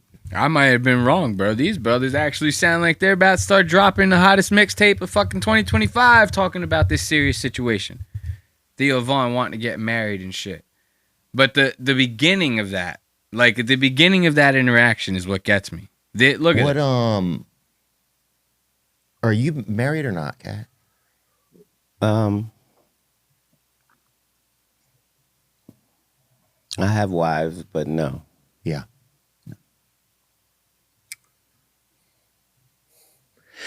See, it's so awkward, bro.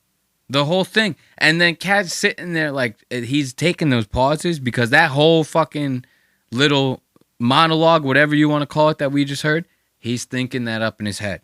He goes, all right, Theo Von just asked me this question. I'm about to see where I can take this, you know? Now, let's listen to this. This is actually funny. If you remember from Katt Williams' interview on Club Shay Shay, this guy talked about how he was reading 3,000 books a year, right? That's actually insane. 3,000 books a year. That's like 8 books a day, bro. 8 books a day. Those books could be 50 pages long. You're not doing that. You ain't doing that. You would spend all your days reading. As a child, nah, that ain't happening. This guy wants to go outside, ride a bike. You know, he's Katt goddamn Williams. He's trying to be a pimp in those goddamn streets. You can't be a regular functioning child and be reading 8 books a day, no matter what the situation is. And he's about to start talking about that to Theo Von, talking about how the people that comment on that situation are people that don't even read, Theo Von. And then?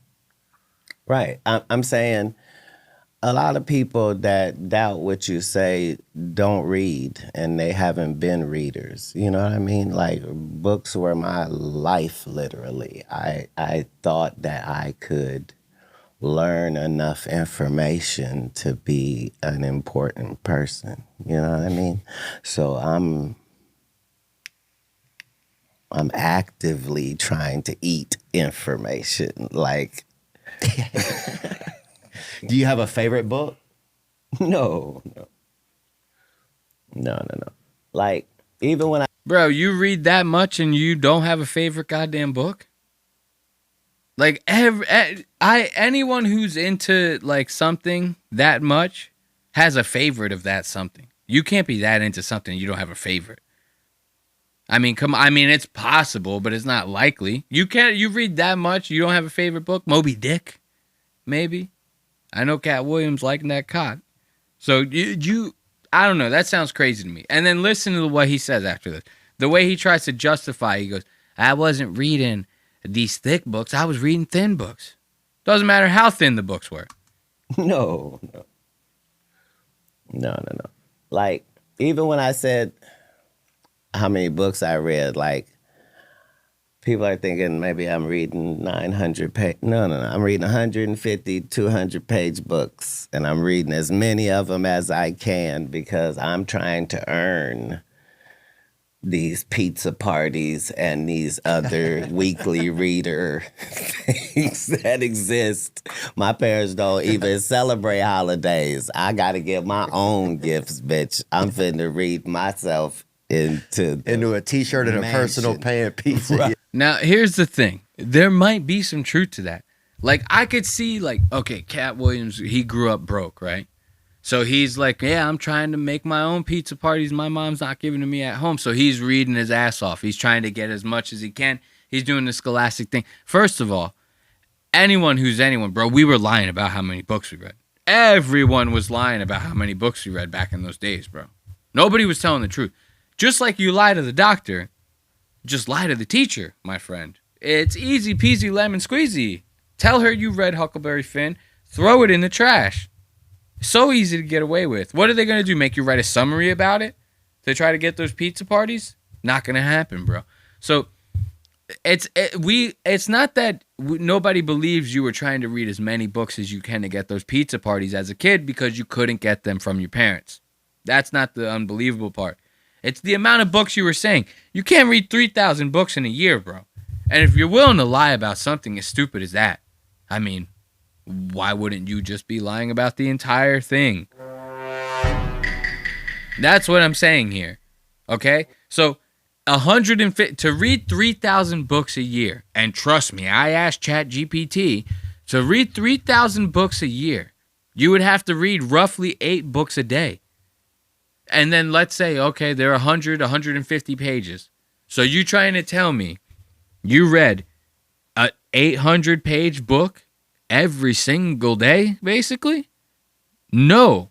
Unless you were reading brochures and pamphlets, you weren't reading that many books in a fucking year.